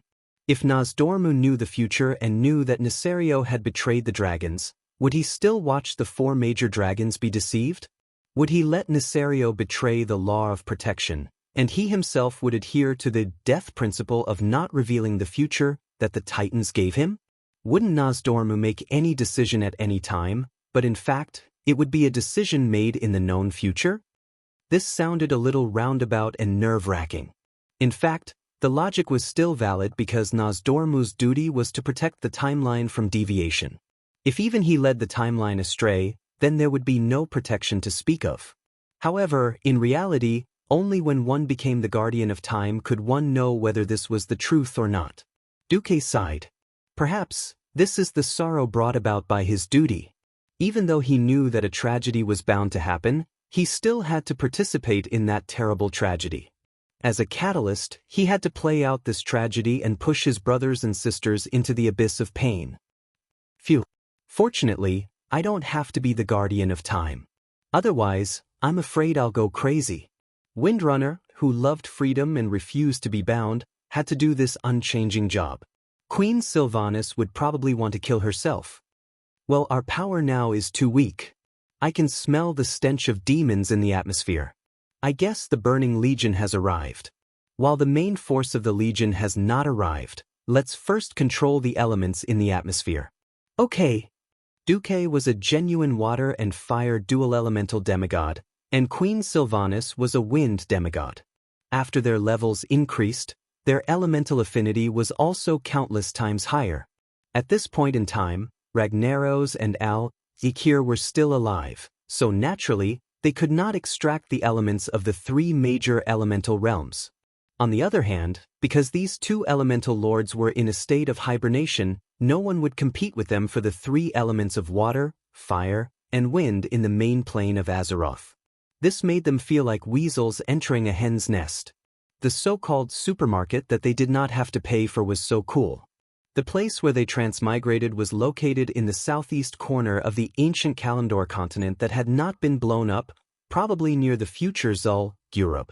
Duque and Queen Sylvani's elemental absorption naturally aroused a response from the troll priests of the Gurubashi Empire. Indeed, there were priests who were not afraid of death and led the trolls to investigate, but Duque used a bunch of hands of magic on them, combining the simplest and most violent demigod level, Fireball, into a sickening meteor shower, teaching the crazy trolls that humans are dangerous. The Burning Legion was currently invading, and the entire central region of the continent was in chaos with Azhara City at the center.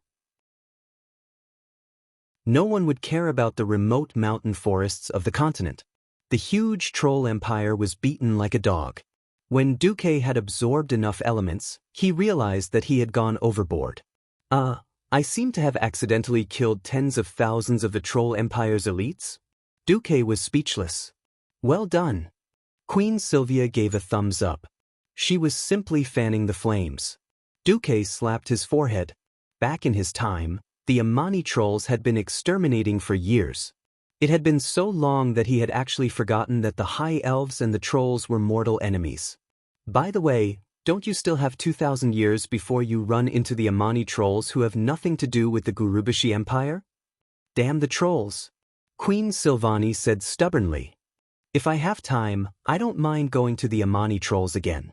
Duque slapped his forehead. Fine, you have the biggest breasts. You have the final say. After absorbing the elements, they were genuine demigod level again. I found Thrall. Queen Silvani was a little excited. The wind element told me that he's in the Cavern of Time in Teneris. Huh? Thrall really has ideas. Duque could not remember how Thrall got the dragon soul in the original history.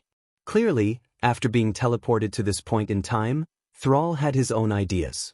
At the same time, outside the Cavern of Time, Thrall was struggling. He was stopped. He had spoken until his lips were sore, but the Bronze Dragon Legion did not let him in. They did not even want to listen to him and kept driving him out. Thrall felt extremely bitter. This was the disadvantage of not having a good relationship with the Dragon Slumber Temple. This was because Nozdormu had indeed given them a token, but that thing was in Duque's hands. If he returned to 10,000 years ago and did not perform well, then he would still be that insignificant orc in the eyes of the dragons. Just as he was about to reveal some spoilers of what would happen 10,000 years later to attract the attention of the Bronze Draconians, a familiar aura suddenly came from the portal behind him. Duque, Sylvanas, you're here? Not knowing whether it was melancholy or relief, Sal heaved a sigh of relief. Well, since everyone is thinking the same thing, I'll leave it to you. I'll help you. Thrall was carefree. He wanted to show off, but that did not mean that he wanted to anger Duque. In the situation where he could not contact Duque, he was free to do whatever he wanted. But since Duque was here, he would be overstepping his boundaries if he acted recklessly. Duque glanced at Thrall and suddenly said, "You know what? What we did 10,000 years ago is very likely to affect 10,000 years later." Thrall was shocked and asked, "Then what if we go too far?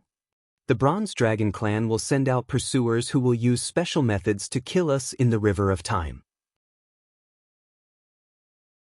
Of course, for the original plan, they should send a second group to try to get that thing back. Thrall was silent. Duque knew that he was in a heavy mood, but he still needed to give him a warning. Remember, history may be changed and fine-tuned. What is truly irresistible is the general trend. General trend? What was the general trend? This word could make Thrall think for a long time. Only Duque himself knew that this was Azeroth's determination to unite the various races against the Burning Legion. Only by defeating the demon army led by Sargeras could the planet have a way out and all races continue. No matter who it was, if they resisted the general trend, they would only be crushed by the wheels of history. Duque would not tell Thrall. Facing the Guardian of the Cavern of Time, Duque gently raised a special badge. Feeling the power of the badge, the bronze draconic man immediately became respectful, and immediately ran to report. A moment later, Duque and the other two were brought to a desolate cave. There was nothing but sand. Suddenly, a huge sand dragon formed in front of the three of them. Did the future me ask you to cause trouble at the time node I'm guarding?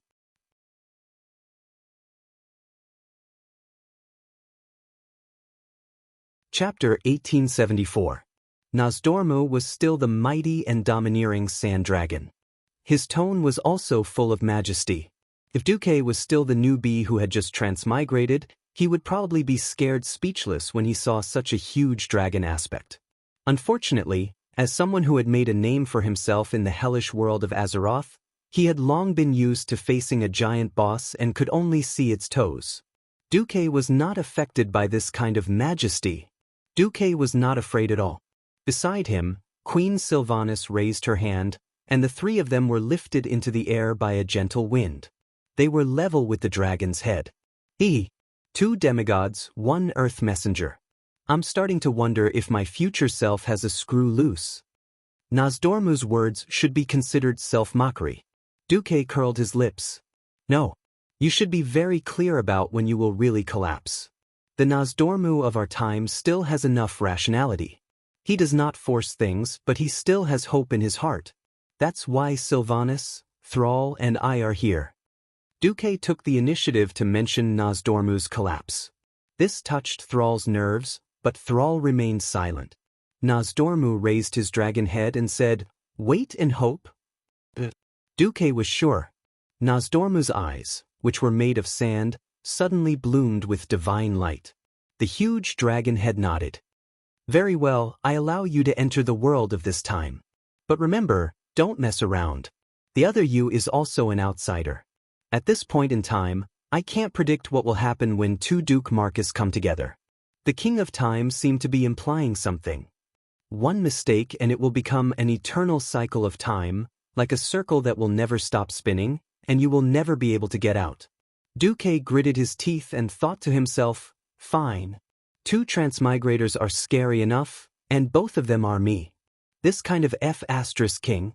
Just thinking about it is a nightmare. But at this point in time, I should be staying in Azhara City and living a depraved but happy life, right?" Duque nodded. "I will. As for the giant dragon soul, that thing is indeed being forged."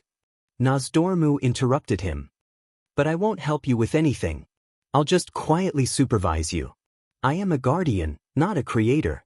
No one knew whether they were quietly watching Duque act cool or quietly watching Duque court death. Duque sighed. Sure enough, a person with a wild imagination who was good at creating and a person with a rigid mind who was good at repetitive labor were creatures of two different worlds. The Nozdormu of this timeline was even more stubborn than the Nozdormu of Duque's original timeline.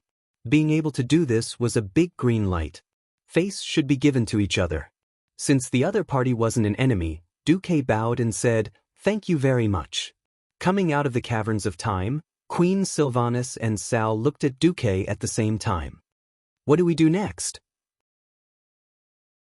Duque tapped his temple rhythmically with his right index finger.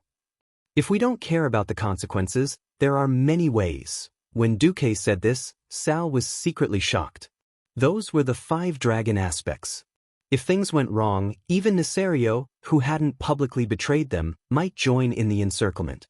Against the 5 dragon aspects, Duque, are you that confident? Sal felt a wave of shame. It was a difference between heaven and earth. He once wanted to break through to the demigod realm and truly make the tribe invincible. Unfortunately, the situation changed too quickly. Before he had time to break through to the demigod realm, Duque had already cleared the turmoil in the 3 elemental realms and ruled the 3 realms. Anguirus, whom he had to trust, had messed up the tribe.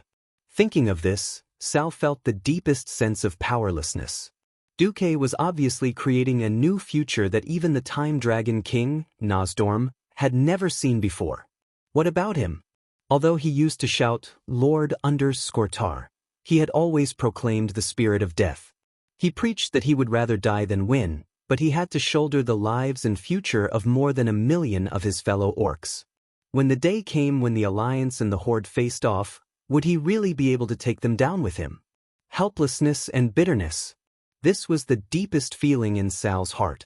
Duque glanced at Sal and saw that Sal was conflicted, but he couldn't care less about Sal's feelings. If he was just an Alliance player, maybe he wouldn't mind apostatizing and becoming a Horde player. The point was, whether it was Duque or Duke Marcus in this life, he was a human. This meant that he could only consider the future from the standpoint of humans and the Alliance. When the day came when he had to fight Sal, maybe he would pity Sal, but he would never hesitate. Since Azeroth had given him a position, he had to shoulder the corresponding responsibility. In the face of the general trend, there was no room for any hindrance. Duque sighed slightly and retracted his thoughts. "Next, I plan to sneak into the Sleeping Dragon Temple and destroy the first prototype of the Soul of the Dragon. As long as I succeed, that guy Nozdorm will definitely suggest making a few more. Anyway, for Nesario, the Soul of the Dragon is only meaningful if the power of the Dragon King is used by the 4 Dragon Kings. Without the power of the Guardian, it's just a platinum disc that can be replicated." Queen Sylvanas and Sal were stunned. Sal was stunned. "Wait, what identity are you going to sneak in?" Duque glanced at the bronze dragon man guarding the entrance of the Cavern of Time in the distance, and took the two of them around a corner. When he was sure that no one could see them, he raised his hand and covered the three of them with a spherical curtain of flames. Then he entered shadow form in front of the two of them. Sal was dumbfounded. Oh no, he was dumbfounded. Queen Sylvanas could not stop giggling. "You bastard, this is how you took care of Sister Tyrant?" Duke did not reply to her. Instead, he was filled with righteousness, evil. The Burning Legion suddenly heard that the dragons wanted to create an unparalleled artifact to destroy the demon army. Isn't it normal for them to send a powerful demon lord to launch a sneak attack? That's right, the guardian dragons are at war with the demons. In that case, you'd better be careful. Don't die in the Wormrest Shrine without knowing why, Queen Sylvie joked as she touched her seemingly flat abdomen. Queen Sylvie's subtext was obvious. Duke, you can go and make trouble, but if you dare to mess around, you'll be killed by your own people. My child's father died before he could even make a sound. I'll hate you forever. Duque laughed. Of course, I won't take the risk myself. The point is that a Void Lord attacked the manufacturing field of the soul of the dragon. Did indeed happen.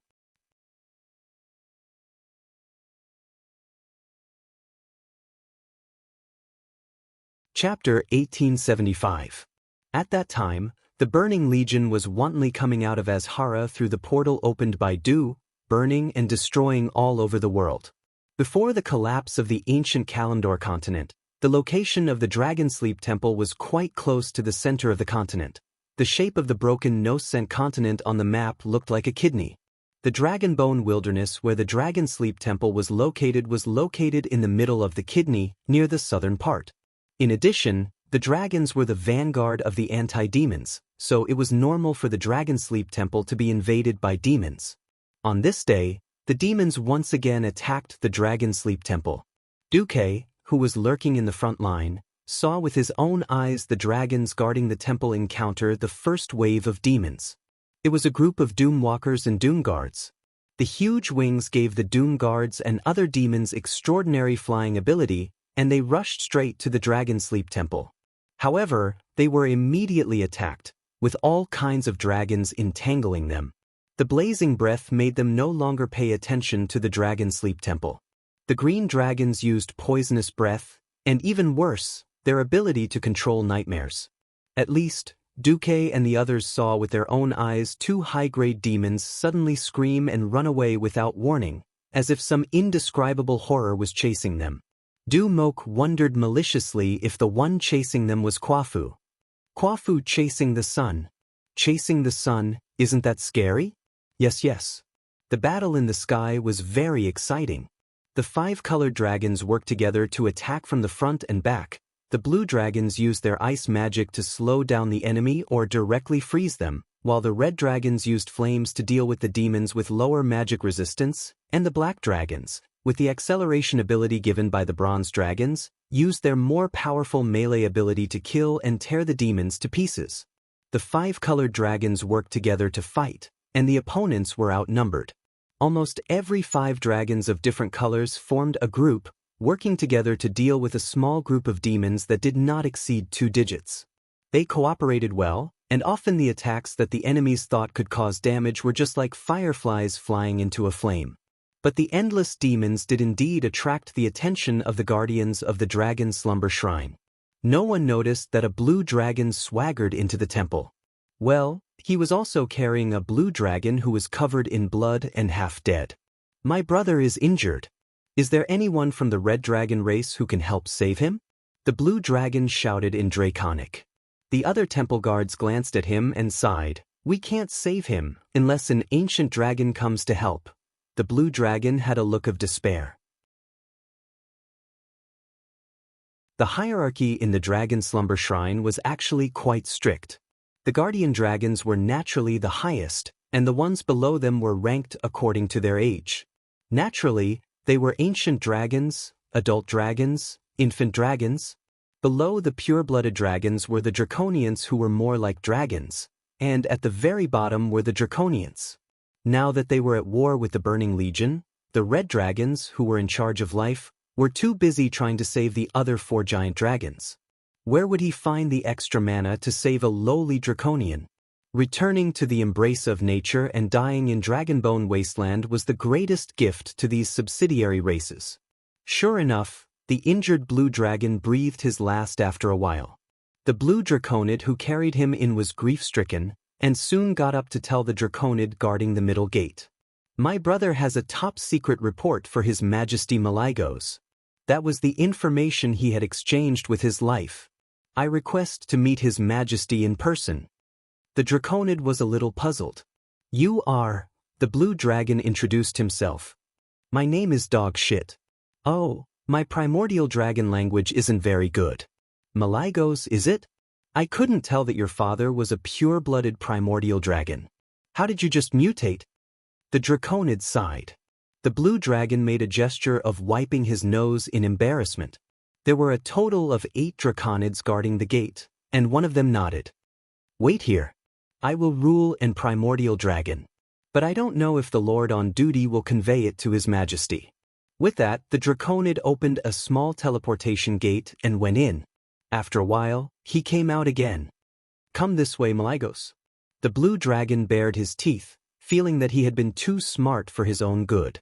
The draconid led him into a subspace, through a long spatial corridor, and to a side hall. It was a huge gate that was a full 100 meters tall, with 2 elegant and beautiful adult blue dragons coiled at the gate.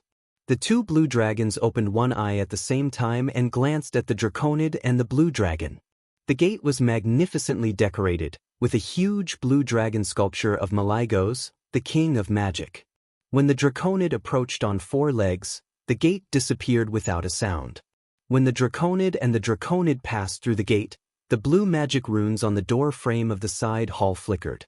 Those typical Titan runes cast a mysterious light that swept over their bodies.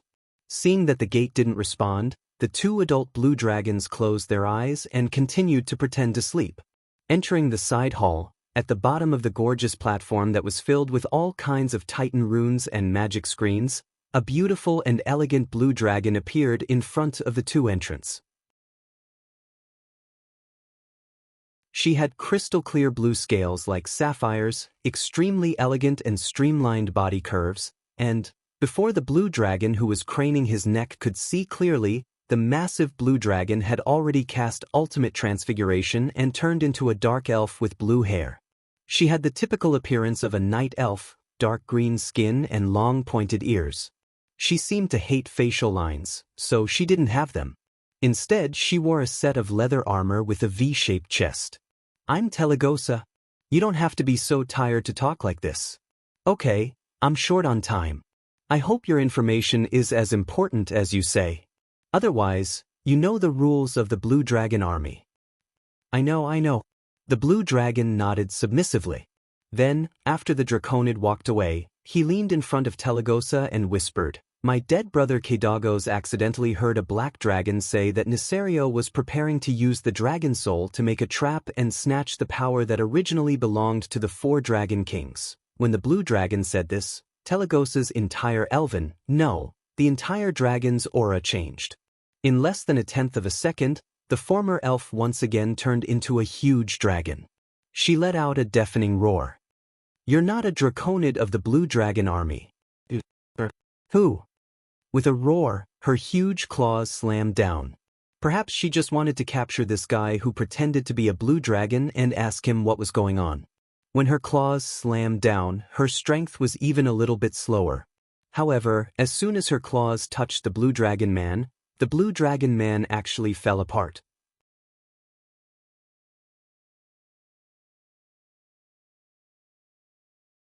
Chapter 1876. No. To be precise, he turned into a cloud of shadow energy that dragons hated the most, and dissipated with a whoosh. When his figure once again gathered into a whole body, he was already at the door on the other side of the temple. Demon? Be it Tyragosa or the other blue dragons monitoring and dispatching in the side temple, they were all stunned. At this point in time, the first non-Eridan warlock to use demonic power in the universe had yet to be born, and there were no demon hunters or death knights.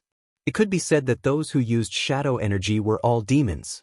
There were thousands of demons in the Legion, and aside from the famous warring races of Eridan, there were always some strange demons that the dragons did not recognize. In fact, it was impossible to recognize all of them. The Burning Legion had destroyed thousands of planets, and there were many who thirsted for power who were willing to become vassal races, or even dead leftovers like a few kittens. In any case, the Azeroth creatures had determined that those who used dark and shadow energy were enemies, and there was no escaping. Kill him. Tyragosa pushed off the ground with all four limbs and spread her wings, leaping high into the air. She accelerated in midair and pounced at the strange blue dragon person. Beside her, there were also two adult blue dragons that reacted and pounced forward. They were extremely resentful. This was a great humiliation. Allowing the evil demon to cross 5 or 6 layers of defense and sneak into the core area of the Dragon Sleep Temple. Be it the patrols outside, the dragon people guarding the periphery of the temple, the draconians guarding the main door, the adult dragons at the door of the side temple, or even the runic protection circle of the Titans, none of them noticed anything amiss. If not for Tyragosa's vigilance, the demon might have even made its way to His Majesty Maligos, and that would have been a nightmare. Unexpected things happened again and again. Originally, the blue dragons thought that this demon, who was disguising himself as a blue dragon person, was going to assassinate Maligos. Tyragosa was thinking about how to stop him from killing his way into the Dragon Slumber Temple's main hall of the King of Magic. Who knew that the other party would play a little magic? It was a vivid illusion. When she and a few other blue dragons rushed over, they were shocked to find that they had been tricked, and the real enemy had rushed in the opposite direction. When they chased after it again, the other party actually used the magic gate of the Dragon Sleep Temple. As Tyragosa rushed through a door she had passed through thousands of times, she was suddenly struck by a violent electric shock. Tens of thousands of volts of ultra-high voltage electricity hit her hard. Although her strong magic resistance offset most of the damage, the electric current that spread all over her body still knocked her down. The unlucky blue dragons at the back started foaming at the mouth and fainted on the ground. Zzz, zzz, zzz. At this time, the entire Dragon Slumber Shrine rang with the alarm of an intruder. In a large hall in the core area of the temple, 2 ancient red dragons raised their heads vigilantly. After half a second to confirm that it was an emergency alarm that signified that the enemy had infiltrated the temple, they immediately entered combat mode. Go and ask what's going on? The ancient red dragon called Reloraz immediately asked through the magic mirror. After receiving a reply, he turned his snake-like neck. There's trouble at the blue dragon's side. A shape-shifting demon disguised as a blue dragon entered the core zone. No one knows what that demon wants to do, but we have to be on high alert before that demon is destroyed and proves that the Dragon Sleep Temple is safe again. At this moment, the majestic doors of the hall opened with a bang. The one standing at the gate was a blue dragon that looked very small. Careful. Enemy attack. Without another word, the 2 ancient red dragons immediately unleashed their dragon breaths. Something that left them utterly shocked happened. The other party clearly understood the red dragon's attack patterns very well. Just as they took a deep breath and prepared to unleash their dragon breaths, the blue dragon had already begun to charge. As the 2 dragon breaths intersected and shot towards them from the left and right, the strange blue dragon leaped high into the air. The giant dragon was certain that that wasn't a blue dragon's movement, it was too light and graceful. He did a front somersault 3,650 degrees in the air, and his tiny body actually seemed to be riding the wind and breaking the waves. Stepping on the rising fire elements, he flew straight towards the center of the hall, where a silver disc was enshrined on a small platform. Not good. Stop him. One of the giant dragons swung its sharp claws, its dark red, sharp claws drawing a piercing gale. The other giant dragon swung its tail, and no one could imagine how the blue dragon was going to dodge that ridiculously wide area attack. Unexpectedly, the blue dragon person actually did an unscientific double jump. As if stepping on the flames of dragon breaths, he dodged the 2 giant dragons' physical attacks in an unscientific arc. At this moment, The only thing that could stop him was the Titan runic magic circle set up on the platform. The two of them were in despair. The Titan runic magic circle that they had high hopes for was supposed to be the nemesis of demonic creatures. The power of that magic circle was so great that its first attack alone could definitely knock down a mid-tier Void Lord. However, nothing happened. The Titan runic magic circle flickered and shone with a gentle blue light.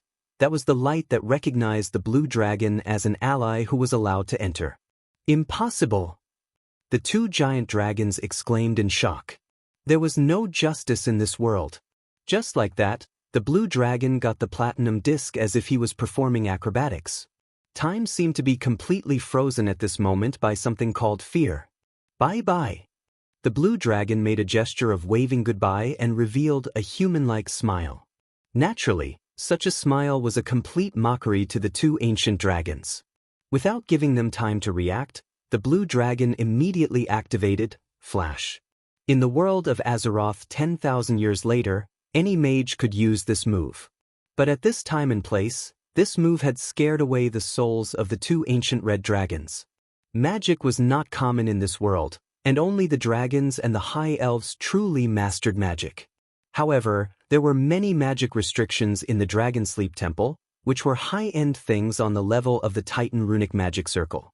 Apart from existences on the level of the ancient blue dragon, no other giant dragon could use it at all. Under the double suppression of the Dragon Sleep Temple's spatial restriction and magic restriction, even the strongest of the dragon race could only use the most basic melee and dragon breath. This guy who looked like a blue dragon was really going to ascend to the heavens. However, this guy treated the Dragon Sleep Temple as his own backyard and was very familiar with it. The group of giant dragons chased him for 2 circles before losing him. After hearing the news, the 5 great dragon aspects were both shocked and furious. Traitor! There must be a traitor! Malygos was almost mad because the other party had perfectly broken the magic restriction that he had personally set up. This was like slapping his dragon face with a slipper. What did we lose?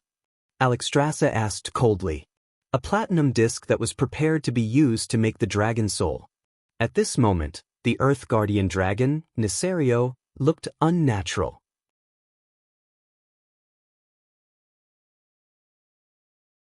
Chapter 1877. For a moment, Telegos's heart went cold. As one of the ancient dragons, she certainly knew about the top-secret plan of the Dragon Slumber Temple. In theory, there were quite a few dragons who knew that the 5 dragon aspects were going to use the Dragon Soul to create a dragon power nuclear bomb. It was precisely because their conventional combat power was insufficient and the losses were too great that they had to make a big killing weapon to blast the demons. Nisario had informed the Dragon Kings in advance that they had to inject a considerable amount of power for it to be effective. After that, the Dragon Kings would be in a weak state for a long time, so it was necessary to protect them. When the Dragon Kings were doing things, the ancient dragons would naturally help to watch the scene.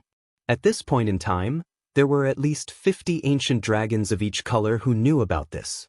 Malygos scolded a traitor, but he really did not know how to deal with it. Alexstrasza also felt a headache. Now that a great enemy was in front of them, it was time for the Pentashade dragons to unite. If they really interrogated as Malygos did, it would definitely cause a serious crack in the unity of the Pentashade dragons. Wait, Malygos, before dealing with the so-called traitors and derelicts, shouldn't we first determine the losses? Yes, that should be the case. Being asked by Big Sister, Malygos finally recovered from his state of anger. Is it really just a platinum disc? The Red Dragon Queen asked worriedly. To be precise, because of the invasion of unknown demons, we need to replace most of the temple's magical protection system. At the very least, all the password techniques have to be reset. No one wants a powerful demon to come in and cut off our heads while we're asleep, right? Malygos added.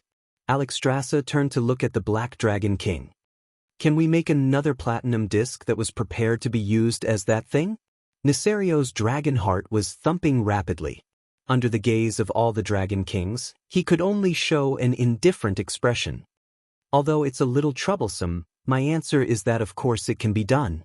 Before we inject the Titan divine power of the 5 Dragon Kings, that thing is just a tough enough carrier. Then make another one. The Red Dragon Queen decided. This time, brother, after you make another one, I want to personally guard this thing. Maligos took on everything. Alright, as long as you like it. Nesario seemed a little helpless. At the same time, on the peak of the snowy mountain where the ice-crowned fortress would be built 10,000 years later, Queen Sylvie and Sal finally saw Duque. You succeeded? When the two of them saw the smile on Duque's face, they already had a rough idea of what was going on. They were just making a final confirmation. Duque smirked and took out the platinum disc from his robe that was emitting a magical aura. Around the disc, there was a layer of faint arcane energy enveloping it. When I, your husband, set out, when have I ever failed? Duque chuckled. Then, shall we go back now? Sal asked. Duque shook his head. We'll only mess things up if we bring it back. Then what's going on? Queen Sylvie frowned. He had to admit that even when his wife frowned, she was still so beautiful. Duque smirked. Do you know how the soul of the dragon became the soul of the demon? The two opposites shook their heads. Of course, someone as smart as Nesario wouldn't do anything after the 4 Dragon Kings injected the Titan divine power. He set the trap from the beginning. Just as Duque said, yesterday at this point in time. In the obsidian holy land of the Black Dragons. Nesario grimaced as he peered at the shrunken figure below, only to see that the guy's rising and falling chest was firmly clamped by the stone nails, but the little man completely ignored it as he struggled to get rid of the shackles. The tattered red and black robe and the gorgeous and dazzling fragments of golden armor hung scattered around his strangely shaped torso. He had 2 goat-like horns on his head, a deep red face, a wide mouth, and sharp teeth that resembled those of a dragon. The pair of purple-black eyes were like 2 dark abysses that wanted to engulf the guy who imprisoned him. Unfortunately, he definitely did not have the power to match the Black Dragon King's will. In addition to being nailed, the long-horned monster was also shackled by thick chains on the ground. These chains had been specially reinforced to fix his hands and feet to the stalagmite.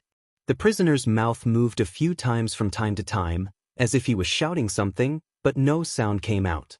However, he didn't give up, especially when he saw the dragon approaching. Immediately, the prisoner's angry, shrill, and incessant curses rang out in the secret chamber. My lord Sargeras will make the black dragons bleed like a river. He will make your skin into a trench coat and wear it. He will feed your flesh to the dogs. He will seal your soul in a bottle forever and torture it wantonly. Nesario blinked and used a spell to make his Void Lord prisoner lose the ability to speak again. In order to capture this mid-tier Void Lord, the Black Dragon King and his subordinates had put in a lot of effort. The Black Dragon King raised his big claw and focused. After a while, a golden light flashed in his palm. The light gradually became dazzling, and even the captured Void Lord stopped cursing and stared at what Nesario had summoned. The golden light was just a sign, and then a disc appeared, still shining with golden light. But surprisingly, its structure was unusually simple. Even the night elves could easily capture a small creature. The disc was like a large ordinary gold coin, wrapped in a round shell that shone brightly. This kind of unexpected design was all Nesario's idea. If he wanted this divine rune to complete its mission, it should be inconspicuous and frightening. He brought the platinum disc in front of the Void Lord to let the fanatical and powerful Eridar wizard see what was waiting for him. However, the Lord showed an indifferent expression. He glanced at the dragon and the disc from head to toe, his eyes full of mockery. Nesario looked at his reaction. The Eridar Lord did not notice the powerful magic in the platinum disc. He was very satisfied because even the most cunning demon lord could not see anything, which meant that the other dragons would not be able to see anything until they could not turn back and it was too late for regrets. The Earth Guardian dragon flicked its claws, and the disc emitted a golden light that illuminated the demon's forehead. In an instant, a ray of red light dyed his face red. Then, a mysterious rune jumped out of the platinum-colored disc and entered his body with a whoosh. Ah, The Black Dragon King opened his terrifying mouth full of fangs and spoke in a language that could not be heard in the mortal world. Every word was filled with the strongest evil aura, and even the demon shuddered.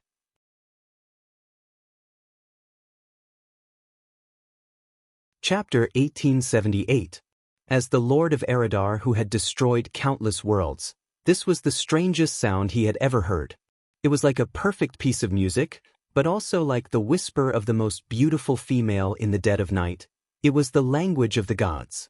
As Nisario spoke, the platinum-colored disk began to shine again. The mysterious glazed light shrouded the huge secret chamber, and it became more and more dazzling with every syllable the Black Dragon King uttered. The simple outer shell of the disk could not conceal the brilliance of the divine runes inside. The Lord of Eridar involuntarily opened his mouth to the limit due to the severe pain.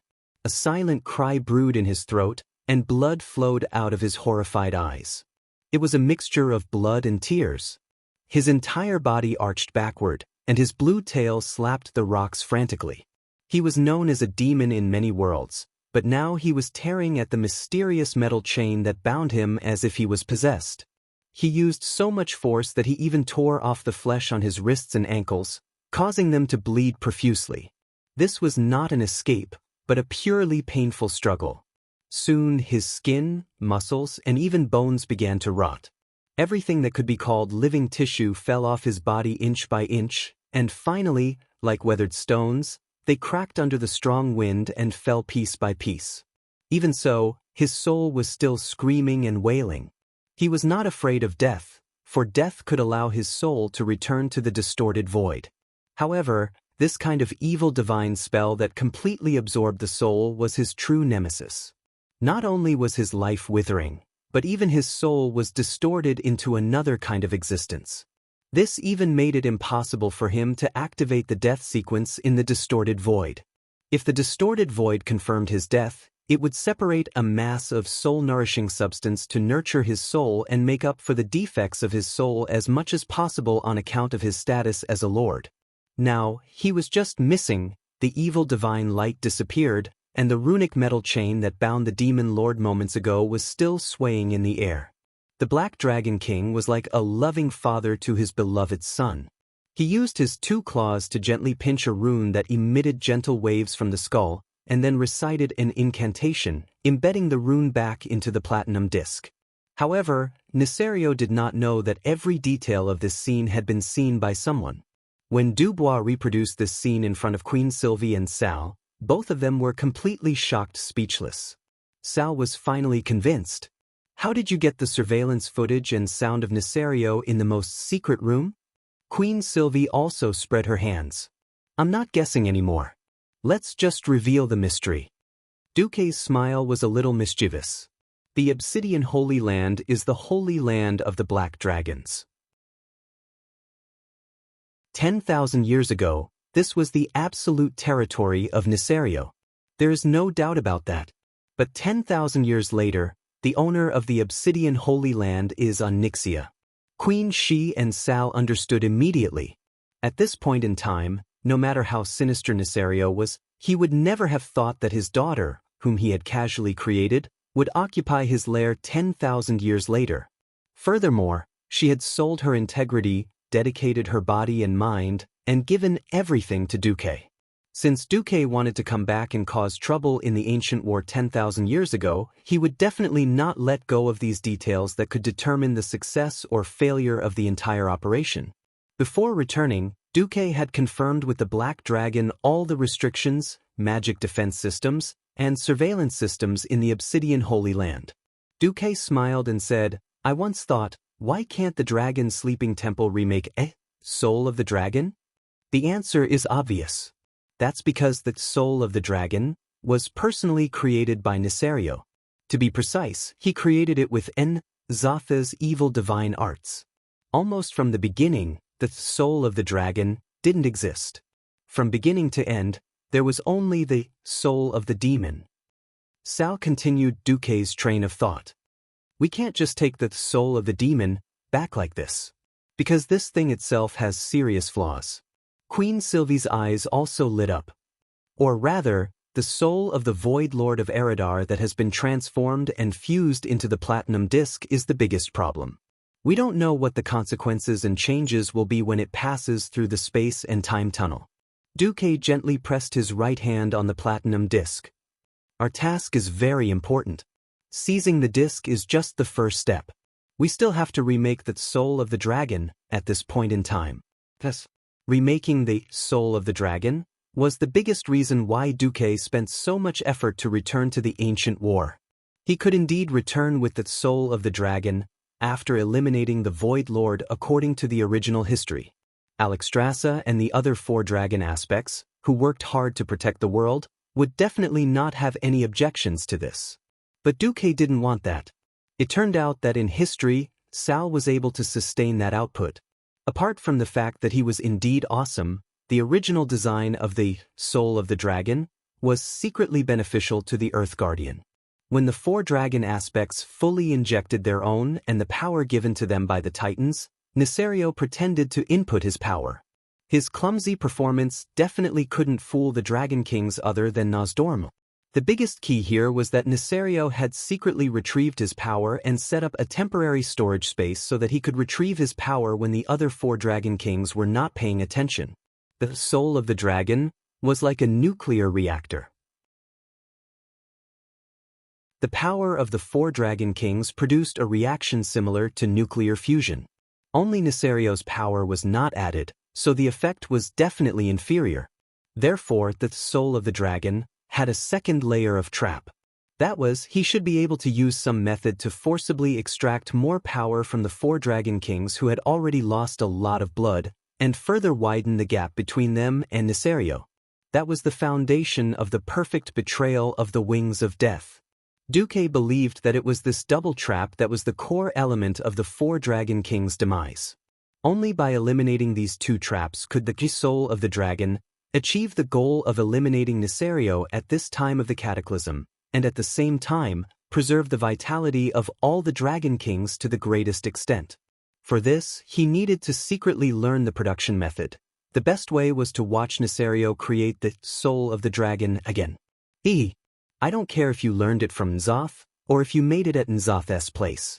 Now that the 4 Dragon Kings are after you, you won't have the chance to go back to some secret place to work. Dumuk sneered. Sure enough, as Duque expected, after Nesario returned to his lair, the Obsidian Holy Land, he flew into a rage in the secret room. Bastard! Bastard! Bastard! Could it be a companion of the demon lord of Tupalas? A demon stealing a demon! What's the use of the soul of the dragon?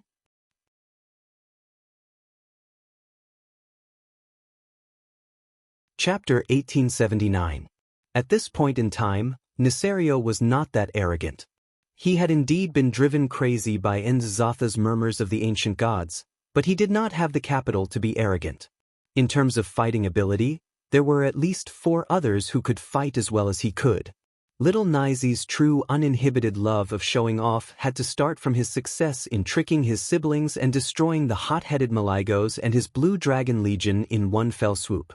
Now, he was just a scheming Dragon King. No matter how scheming he was, he would not have thought that the magic defense system of his lair had already been completely destroyed by Duque. Duque was also very cunning.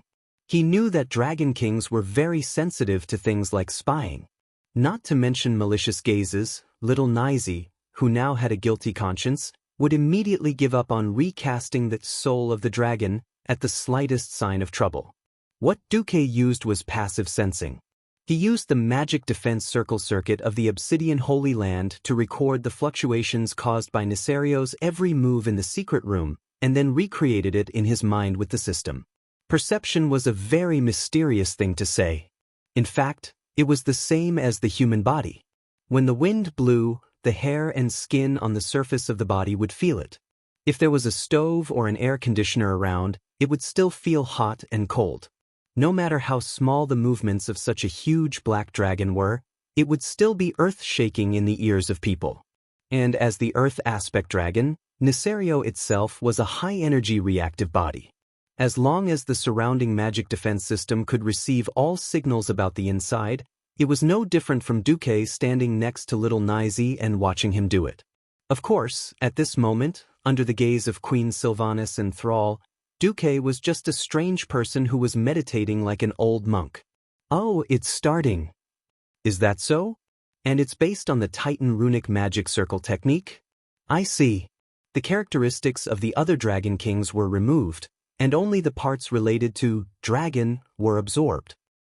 A reaction furnace made with life, dream, time, and magic that seems to have 5 attributes, but in fact only 4? Is this the genius of Enzoth or the genius of Nisario?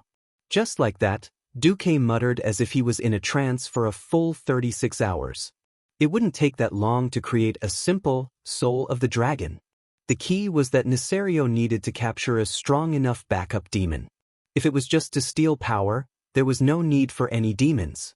If he wanted the platinum disc that contained the power of the 4 dragon aspects to degenerate into an evil divine artifact, then it would be necessary. Nisario was in luck. After all, ever since Malygos freaked out and said that he wanted to find the traitor, the Dragon Sleep Temple focused more attention on the Blue Dragon Legion. After all, it was the Blue Dragon's subordinate Draconians and Draconians who made the mistake, and it was also the Blue Dragon's fault that the magic defense system was broken. Big shots at or above the ancient giant dragon level generally believed that the other 4-colored giant dragons did not have that level of attainment in magic. After all, dragons preferred to use their bodies and talents rather than pursue magic at the expense of essentials. The Black Dragon army frequently attacked at the front lines, which was seen as a sign of responsibility. Although a few of Nisario's capable subordinates were a little confused, they still followed the boss's instructions and captured a beginner Void Lord at the cost of a moderately injured ancient giant dragon.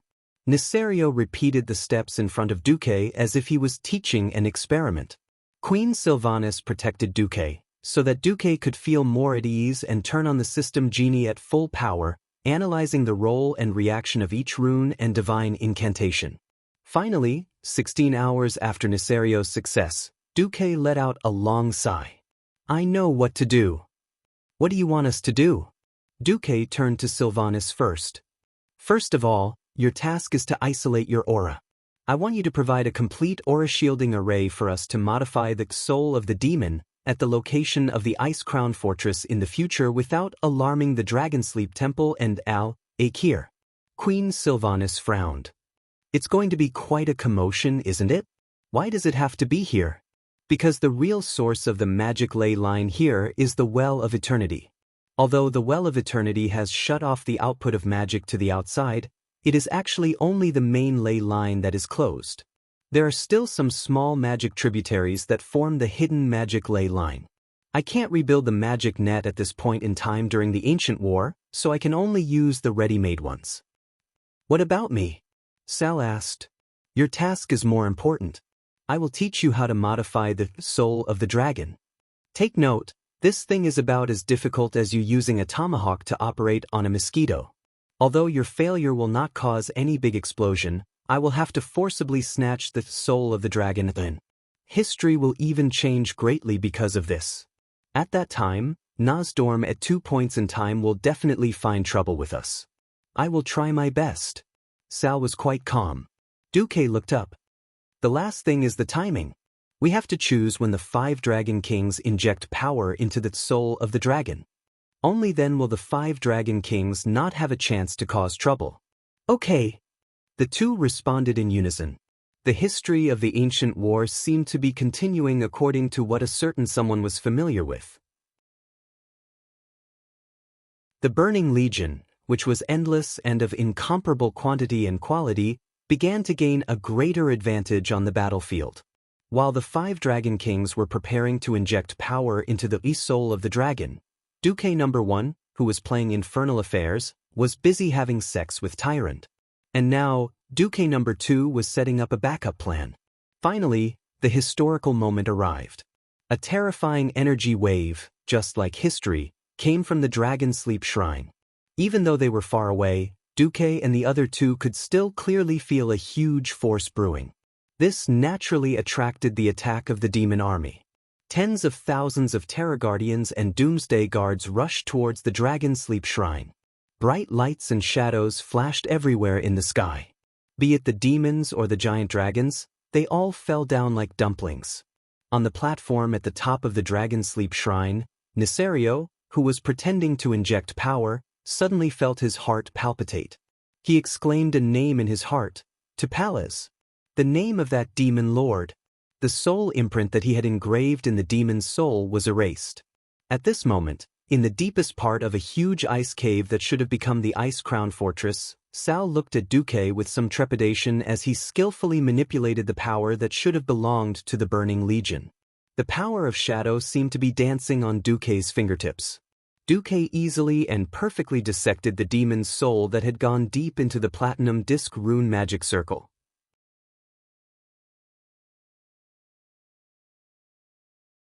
Chapter 1880. Dumuk poured cold water on Sal's head and told him that there were only two beings on the entire planet who had the original Titan runes. One was the current Blue Dragon King, Kalegos, and the other was Duque. Without the permission of the Sleeping Dragon Temple, Duque wouldn't even let Sal see it. The two ancient dragons immediately agreed and flew towards the mountain where the Ice Crown Fortress would be located in the future with more than a dozen adult dragons and a group of young dragons. Of course, he longed to master this magical and sacred power, but Duque had no intention of teaching him. He was captured purely to work for him.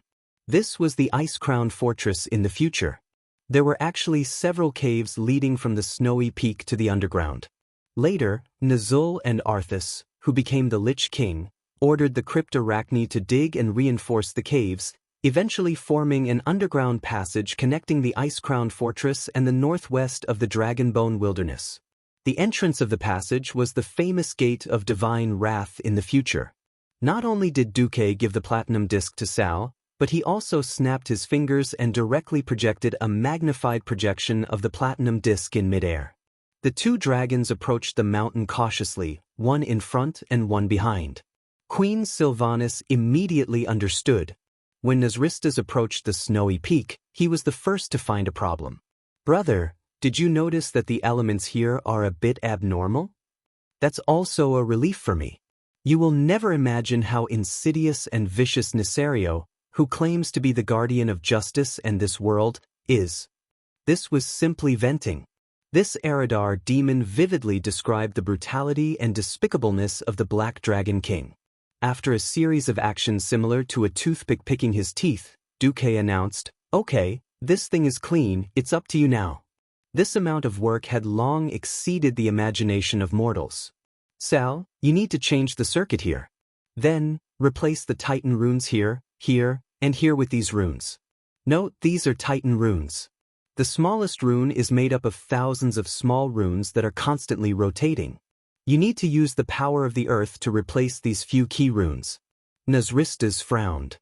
"It's a bit narrow here, send a young dragon to take a look first." After doing it continuously, Sal felt that he was very much like the old orc grandmother next door who specialized in sewing holes in his clothes and repairing his armor when he was a slave gladiator. Okay, what? He actually has Alexstras's dragon seal token? Forbid the Red Dragon clan from approaching that place? What made Sal grumble the most was still the Titan runes. Thrall and Queen, she looked at the soul that they should have loathed and hated. Before the explosion of the Well of Eternity, this place was a land of extreme cold. Pure white snow covered the Dragonbone wasteland and the surrounding mountains all year round. However, because Duque's modification of the Dragon Soul required him to gather the mana from the surrounding ley lines, the flow of mana naturally generated some heat. It was a very strange voice. It was coming from the soul of a Void Lord. "You're welcome. We're about to destroy you," Queen Sylvie said with a straight face. In fact, what Sal had to do was similar to carving flowers for a cake. Mixing flour, putting seasonings, throwing the oven to control the fire, and so on had nothing to do with him.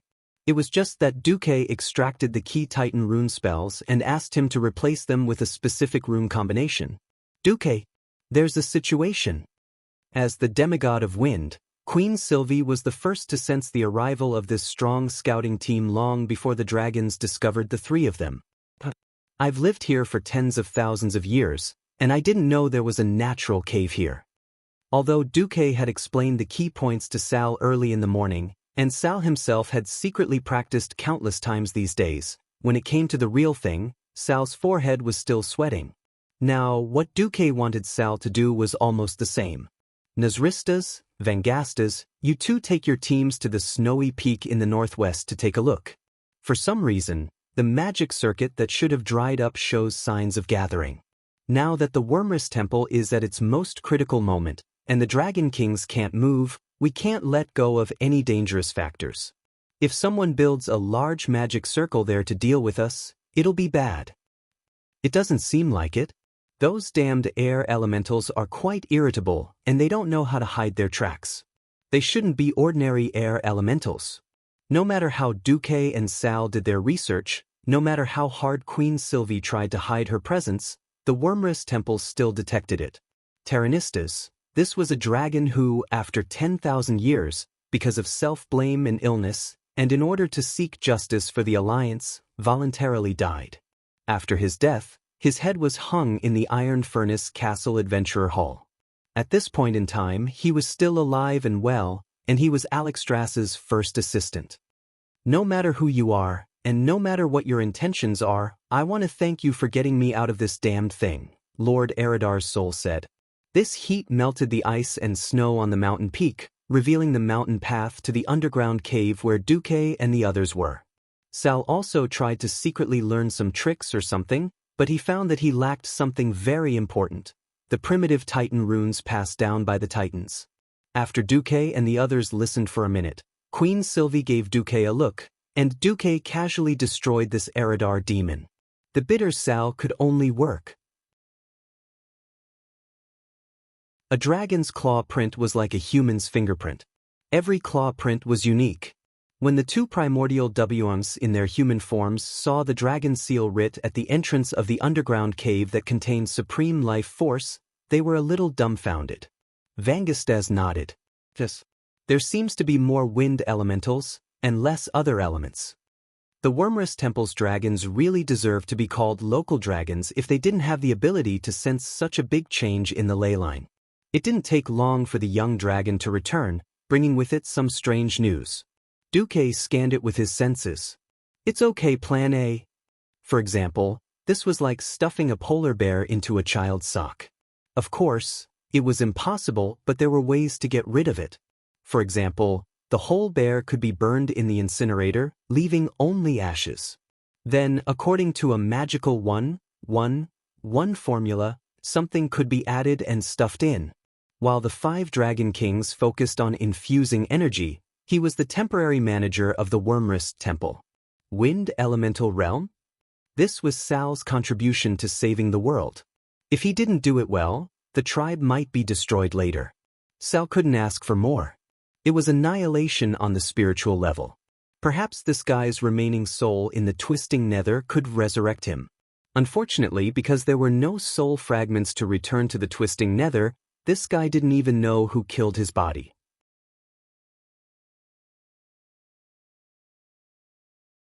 Chapter 1881. In the name of Alexstrasza, the guardian dragon of Azeroth appointed by the Titans of the Pantheon, I declare that this place is forbidden to the Pentashade dragons. Anyone who trespasses this place without the Dragon Seal scroll personally issued by me will be considered a declaration of war against the Dragon Slumber Temple. A series of large, flamboyant words were written with claws. The words were written in 3 languages: Draconic, Elvish, and Troll. When the 2 ancient colossal dragons saw these words, they were dumbfounded as well. Of course, they could feel the abnormal energy fluctuations in the depths of the cave. But they were more troubled by the warning signs. There's definitely something wrong inside. But that's still Her Majesty's handwriting. That strong aura of life has a faint sense of destruction. There's no way it's wrong. Then what do we do? This is too big. I'll go back and report it to Terranistas personally. You stay here with the other dragons. After returning, Terranistas also had a huge headache. The magic fluctuations there were too strange, too abnormal, and there had to be such a thing. It was simply asking for the dragon's life. Left with no choice, Terranistas found the second-in-command of the various dragons and explained the situation. He said to the Blue Dragon Queen, Sindagosa, and the second-in-command of the Bronze Dragon, Anachronos. Now that the five majesties are at the most critical juncture, as jointly appointed by the five majesties as the acting chief of the Dragon Slumber Temple, I give you an order. Ignore Her Majesty Alexstras's Dragon Seal scroll in the cave, and lead the special forces into the deepest part of that strange cave to find out what's going on. I'll bear any responsibility. There was nothing wrong with this order, and the Pentashade dragons were indeed uneasy and worried, so Sindagosa and Anachronos accepted the order. They brought their personal guards, as well as the elites selected from the Pentashade dragons. In total, there were 11 ancient dragons, 100 adult dragons, and nearly 1,000 dragon men and half-dragon men. They ignored the Dragon King's Dragon Seal scrolls one after another and charged into the belly of the mountain in one go, only to be hit. His Majesty Isurus. Snore, yes, Sindagosa, Anachronos, and the other dragons were all King asleep.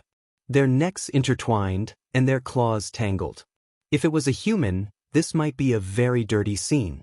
For the dragon race, this was just the inevitable result of Isura's personally made magic tools. Deep in the cave, Queen Sylvie was a little nervous. Duque, are you done? Don't rush me. It's about time. No. The main reason was that the 3 great dragon kings had given us were almost all used up. If they don't give up and continue to charge down, I'll make my move. Don't blame me for changing history then. Calm down, I still have illusions. Duque replied to Queen Sylvanas. Before he came, Duque asked the 3 dragon kings for the keepsakes and explained their uses. The 3 veteran dragon kings were very cooperative. Thinking about the fact that their old subordinates might be killed prematurely when they returned to the ancient times, they handed over non-lethal items. In fact, Sindagosa and the other dragons were a little apprehensive when faced with such a move from their leader. If Duque were to make a move, the immediate effect would be good, but the problem was that once the dragons woke up, they would think that this was a shameless trap set up by outsiders using the 3 dragon kings as a cover. If they had no scruples, they would suddenly advance. Duque could not guarantee that Maligo's wife would not die prematurely. There was a huge difference between Nisario killing the Blue Dragon King's wife and Duque killing his wife. Fortunately, this was Duque's plan and game. Just as the suspicious dragons who had been tricked by their Dragon King 10,000 years later carefully crept into the belly of the mountain, they found that the mountain was long gone. Just as Duque and the other 2 were secretly stirring up trouble in the ancient war, a muffled thunderous sound alarmed all the intelligent creatures on the south coast of Northrend. At the Moyaki port on the southern coast of the Dragonbone Wilderness was the settlement of the Kerouark walruses who had lived there for generations. The walruses walking upright were alarmed by the sound. They were originally holding a grand fishing competition, a special event to dispel the terrifying atmosphere of the cataclysm. This fishing competition even attracted the soldiers of the Scarlet Cross. As a measure of the Alliance's control of Northrend, an entire mechanized infantry division of the Scarlet Cross was ordered to be stationed in the southeast of the Dragonbone Wilderness. The Alliance was even allowed by the Dragon Slumber Shrine and the Green Dragon King Isra to build a military base called the New Hearth Valley next to the Emerald Dragon's sacred land. But at this moment, be it the walruses or the human soldiers, they all looked up at the southern sky.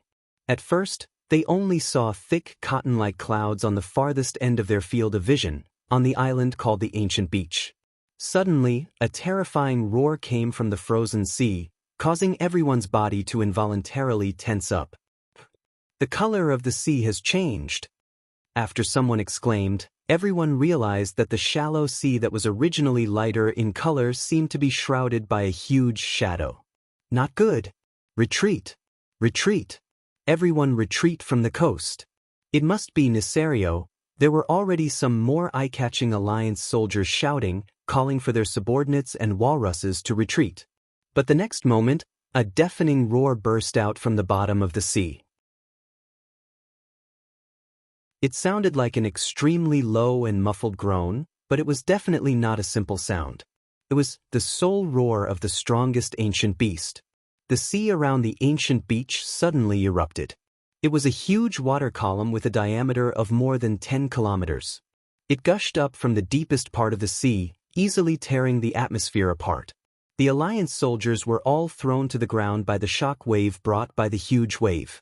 The soldiers turned over or rolled around in a sorry state, forcing themselves to look south. Unfortunately, this time they saw a hellish scene. The ancient beach that almost occupied the entire field of vision had disappeared, replaced by a huge whirlpool that made everyone's scalp tingle. It was as if the big whirlpool between the eternal existence and the endless sea had moved here. Everyone knew that was not the case. If there were geographers here, they would tell everyone that this was a tsunami and whirlpool brought about by the sudden movement of the seabed plates. Unfortunately, there were no geographers here. Everyone's eyes were attracted by the huge rocks that were ejected from the huge whirlpool. The huge rocks smashed towards the southern shore of the Dragonbone Waste like raindrops. Of course, those were not rocks at all, nor were they the deadly hellfire rain released by the Eridar warlocks.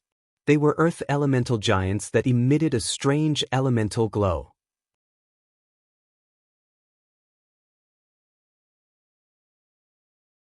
Chapter 1882.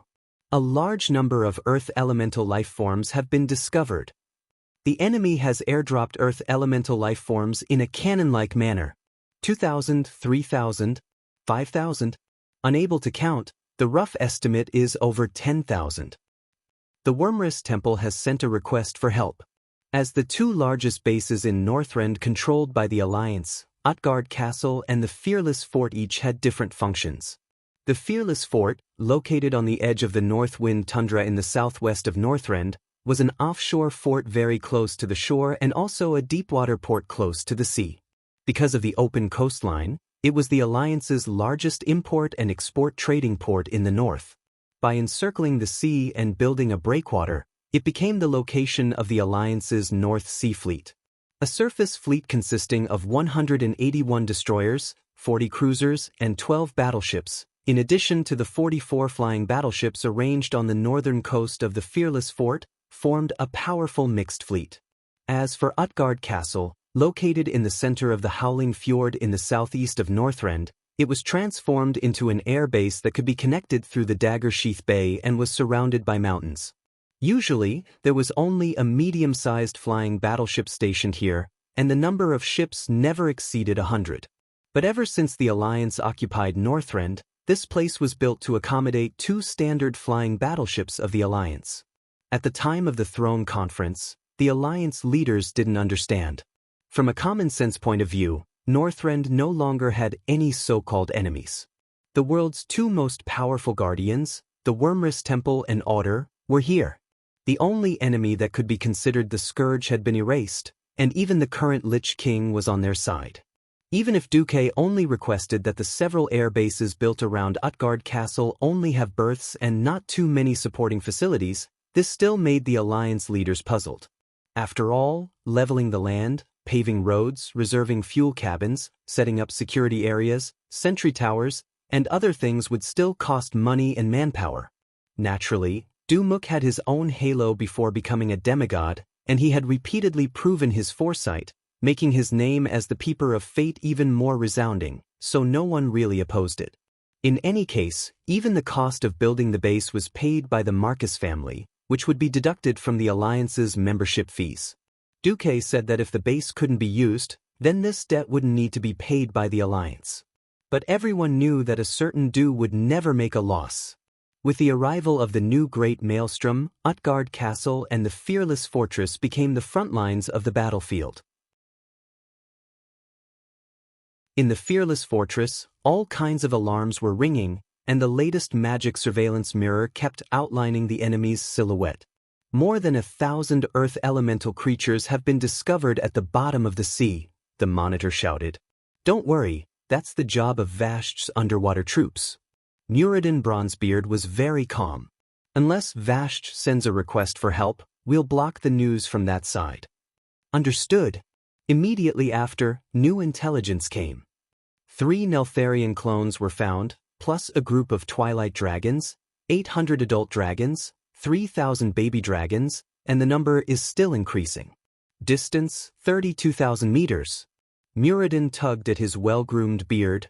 There are no dragons to cover us this time. Muradin turned to the two magic mirrors. Bu Lang, my good brother, do you think we should take that thing out? Bu Lang smiled and nodded. Second brother, without the help of the Wormris Temple this time, if we wantonly deplete someone's griffins, he'll go crazy. Kudrin in the mirror next to him had a straight face. I only have 5,000 griffins, and it's 10 to 1. If you want to use the luminous barbarian dwarves, just say it. Muradin shrugged. Then use it. Anyway, Duque isn't here, so we have the final say. Everyone, listen up, switch to tungsten core armor-piercing bullets. The order was quickly passed down. Whether it was the fleet, the cannon positions of the Fearless Fortress, or the Naxxrama's flying fortress not far to the west of the Fearless Fortress, all the gunners got busy. Although both kinds of shells were placed nearby, it was still a mess to switch. When the Twilight Dragons entered within 10,000 meters of the line of defense formed by the two fortresses, thousands of cannons roared almost at the same time. Thousands of shells, because of the faint holy light contained in them, showed beautiful golden lines as they streaked across the sky. The trajectory of the shells was like a fireball that swept across the sky at high speed, dragging a long tail of flames that intertwined with each other. The tail quickly disappeared at the end, and the front kept elongating. One after another, layer after layer, it was as beautiful as the fireworks at the Winter Veil Festival. Before the war, every Twilight Dragon was told that the human cannons were useless. At most, the unlucky ones who were hit by too many shells would die, and nothing else, just a little pain. But when the massive number of shells poured down on the bodies of the Twilight Dragons like raindrops, it immediately caused an effect beyond the imagination of both sides. The shells, which were thought to be just a powerful toy, clearly had the same shape as before, but it seemed to be injected with a completely different mysterious power. With a higher level of mystery, it crushed the defense of the dragon race, which had run rampant in Azeroth for more than 25,000 years and had not been effectively broken. The tungsten core armor-piercing shells easily pierced through the dragon scales and skin. After entering the muscle tissue, they seemed to have a life of their own and came to life. Pieces of shrapnel tumbled, and the purple dragon scales, skin, and even muscles were blown up by the explosion. Although there was no result of death unless it hit the dragon's head, even if it hit the chest, there were too many shells. The continuous explosions formed a scene in the air that looked like the end of the world. There were purple fragments flying everywhere, and dirty flesh and blood formed a scene like rain. Even the Alliance officers who were observing the results of the battle were almost stunned by the scene in front of them. The explosion caused by the terrifying volley turned the entire space with a diameter of 3 kilometers into a dead space. Originally, in order to avoid collisions, the distance between the Twilight Dragons was a little scattered. Now it was even more scattered. After a round of cannon fire, a sieve-like flying formation was exposed in front of the Alliance army. 3 Neltharion clones are alive, and the number of Twilight Dragons has been reduced to 29%. The monitors summarized the monitoring results immediately. Kudrin curled his lips. The Wildhammer dwarves can handle those little dragons. Come on, it's not to the point where you have to sacrifice yourselves, Bu Lang complained. The weakening of the role of mid-level magical beasts such as griffins, hippogriffs, and dragon hawks on the battlefield was, in a sense, also caused by the changes of the times. Using the Twilight Dragons as opponents was too strong for the griffins. Basically, the griffins could only form teams to deal with the young dragons. Anything higher would not necessarily succeed even if they used their lives.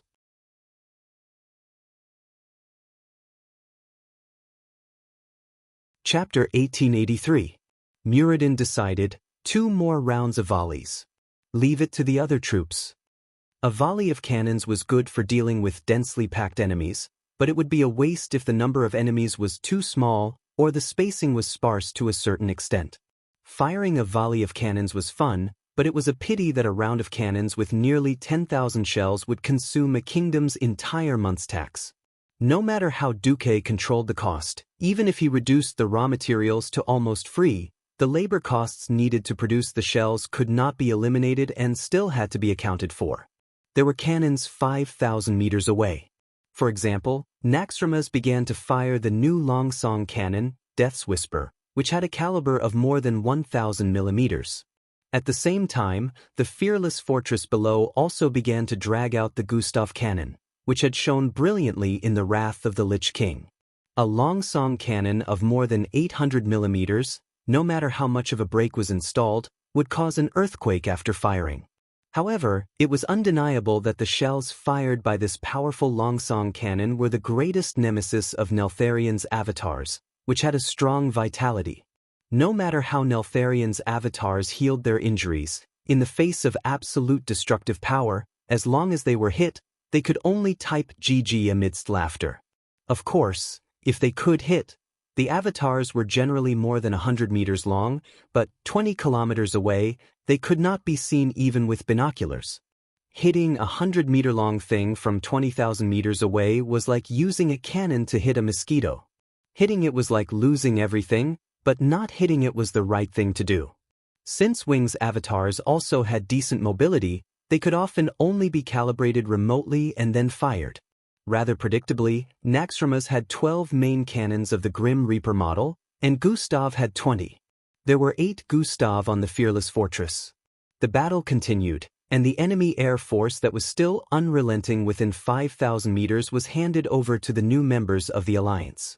I, Aurelia Windrunner, in the name of the Wind Elemental Queen, Sylvanas Windrunner, ordered to attack and destroy those wyverns. In the sky, the valiant big sister Windrunner raised her bow. Within a radius of several kilometers around her, countless small tornadoes rushed towards Wing's avatars and the Twilight Dragons. This was the advantage of the Alliance controlling the Wind Elemental realm. As long as he controlled the Wind God throne, there would be new Wind Elemental creatures born out of thin air at every moment. Wind Elemental creatures, or simply called Air Elementals, didn't possess a particularly high level of intelligence. Even so, they had basic intelligence and could only identify wind elementals and other creatures. As long as they were given a restricted fighting area, they would be great helpers on the battlefield. Without fear or hesitation, the air elements of various sizes swept towards the Twilight Dragons and engaged them in battle. One of the 3-headed avatars was unlucky enough to be hit by 2 Gustav cannons, and it was blown apart in the air. The remaining 2 fought Aurelia, Lilith, Hadgeron Brightwing, and other elven rangers. The Windrunner family and even the rangers of Sindorii were the perfect example of, when a man achieves the Tao, his fowls and dogs follow him to heaven. After obtaining the share of the wind element, Queen Sylvanas distributed a small portion. Any general among the Blood Elves could fly. Eat my arrow. Aurelia drew her bow and knocked an arrow. A seemingly simple aimed shot, enhanced by the wind element, had the effect of the fortress's main cannon. The arrow blasted a bloody hole big enough for a carriage to pass through on the thigh of Nisario's avatar. The 2 avatars fought fiercely with the Blood Elven powerhouses. Only a small number of Twilight Dragons could break through the obstruction of the Air Elemental Army and reach the range of the Air Fleet's anti-air artillery. Tungsten core armor-piercing bullets were not only used for large-caliber artillery. The Alliance also had them for small and medium-sized artillery of 40 millimeters and above. These miserable Twilight Dragons had to face the baptism of an even denser metal storm. Only the luckiest ones could break through the barrage of the anti-air artillery and fight Kudrin's griffins with their handicapped bodies. The battle situation in the Utgard castle was similar. It seemed that after being besieged by the Alliance and the Sleeping Dragon Temple, Nisario's side had also begun to improve. This was not a harassment battle, but a formal full-scale invasion. The offensive here was a standard air and ground coordination. Hundreds of thousands of earth elemental creatures were launched from the broken straits near the western part of the Howling Fjord to the plateau. After they landed, they turned into human forms and marched toward Utgard Castle in a wave-like manner. Above their heads were thousands of Twilight Dragons circling, and they were going to attack Utgard in unison.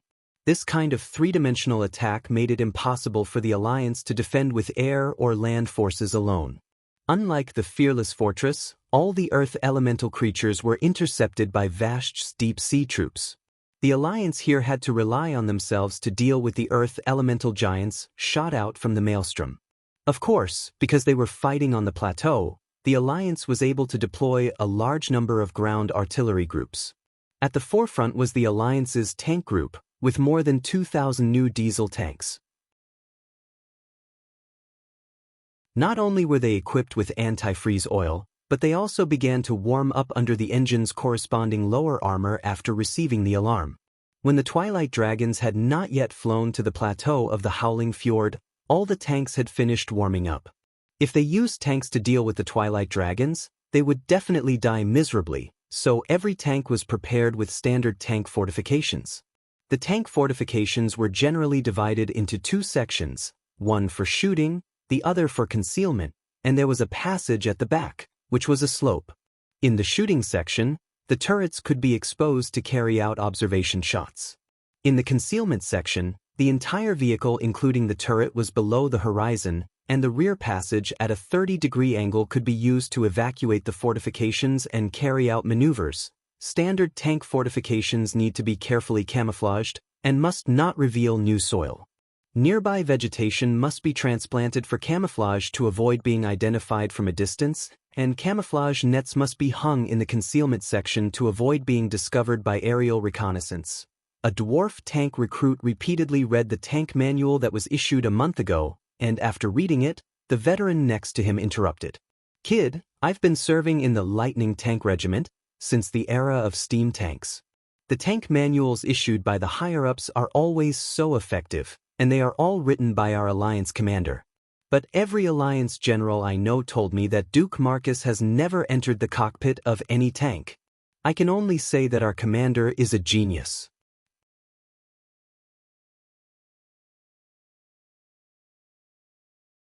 Chapter 1884.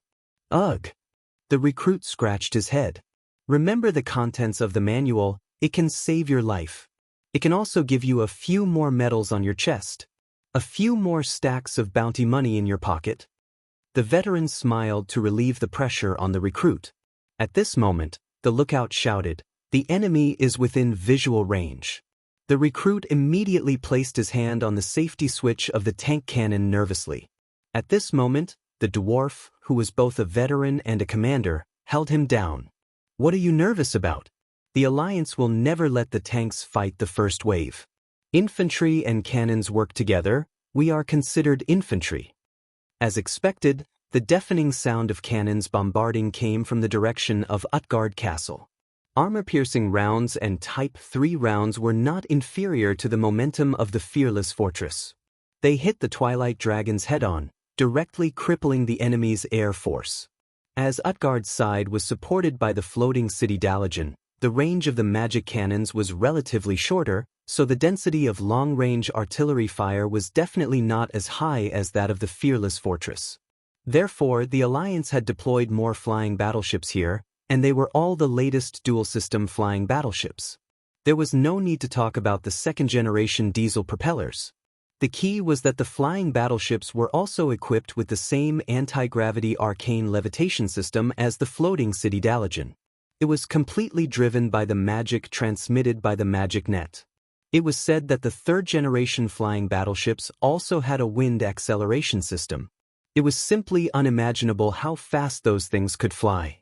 The improved Royal Brothel Group directly taught the dragons how to behave with an exaggerated hit rate. However, the main point here was the endless flow of Earth elemental creatures flying to the plateau. William, who was in charge of Utgard Castle, gave the order for the tanks to fire freely after the heavy artillery plowed through the enemy's front line. "Open fire!" The leaders of the various tank teams roared almost simultaneously. The various commanders further emphasized, "Aim at the chest, the core of the Earth elemental creatures is the key. If you can't destroy their core, these guys can replenish their bodies by absorbing the surrounding soil and rocks." The tank cannons hidden in the various tank fortifications let out an even more deafening roar. The long-range bombardment only covered an area. For the thick-skinned earth elemental creatures, the real damage was often less than the 88mm cannon of the Alliance's newly developed Tiger tank. Using the new tungsten core armor-piercing projectile, it could reach an armor-piercing depth of over 110mm at a distance of 2,000 meters.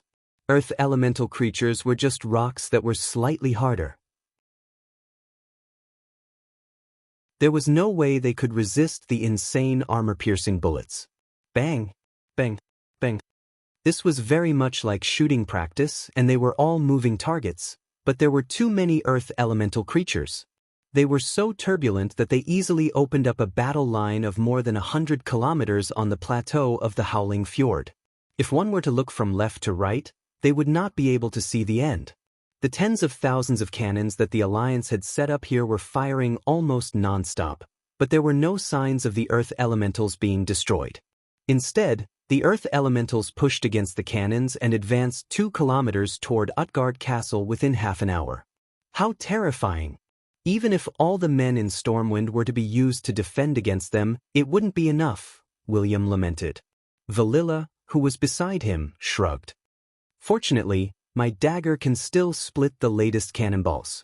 Otherwise, I'm starting to wonder if melee professions will be eliminated from the stage of history. Brawl Bearskin comforted her. Melee professions must be preserved. It's obvious that the will of planet Azeroth has given professionals different levels of power. This allows professionals to be superior to technology at certain times and in many fields. William waved his hand and turned to look at the flaming pharaoh in the magic mirror. It's up to you now. All right, leave it to me. Kale, that still had that gentle and refined look on his face, but everyone knew that everything was different now.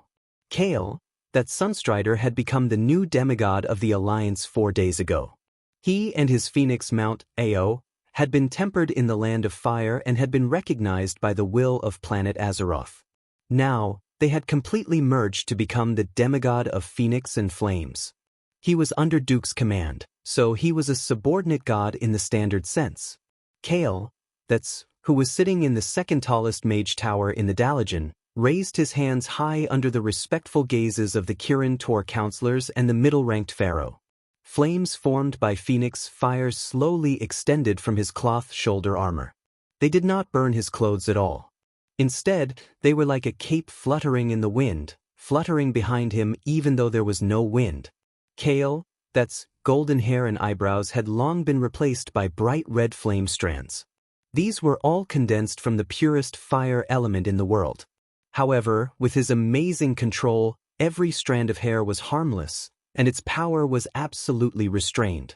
Even children who did not understand the elements or magic could easily pull it. It's cold. Enilis, the eldest princess of the Marcus family, had personally commented with a giggle. Kill, opened his hands slightly, and the cape behind him fluttered like a phoenix spreading its wings. An ancient elemental language floated out of Kale, mouth. Using the elements as a medium, it resounded throughout the surrounding world. I, Kale, Sunstrider, as the representative of the Supreme King of Flames, Duke Marcus, order all fire elementals to attack every earth elemental in your field of vision. The war between the 4 major elements was known as the Eternal War. Perhaps there was a brief alliance, but most of the time, once they met, they would attack each other without saying a word. It was usually difficult to stop without fighting to the death. Even low-level elemental creatures with the most basic intelligence were like this. From the north to the south, along the front line of the Alliance's defense line, countless fire elemental creatures suddenly charged out of the flaming teleportation doors. Rushing forward was like burning rocks. The earth elementals, on the other hand, gave up on charging forward. They raised their huge fists and punched the fire elemental creatures. How could the earth elementals, which sounded tangible, be invisible fire elementals? In fact, there was a saying called elemental erosion in a confrontation between elements. When there was too much earth elemental in the body of a fire elemental creature, it would be like a puddle of clear water filled with too much mud, turning into a lump of mud. The fire elemental here would turn into a clay figurine and then completely shatter. This was considered dead. If there was too much fire elemental, the earth elemental creature would also be bathed in flames, and then it would also shatter and collapse. The war between elements didn't seem bloody, but in the eyes of mages, this was the cruelest war of annihilation. You're tuning into the Wang Lin's Journey YouTube channel. Don't forget to subscribe and join us on this journey to catch the most captivating stories.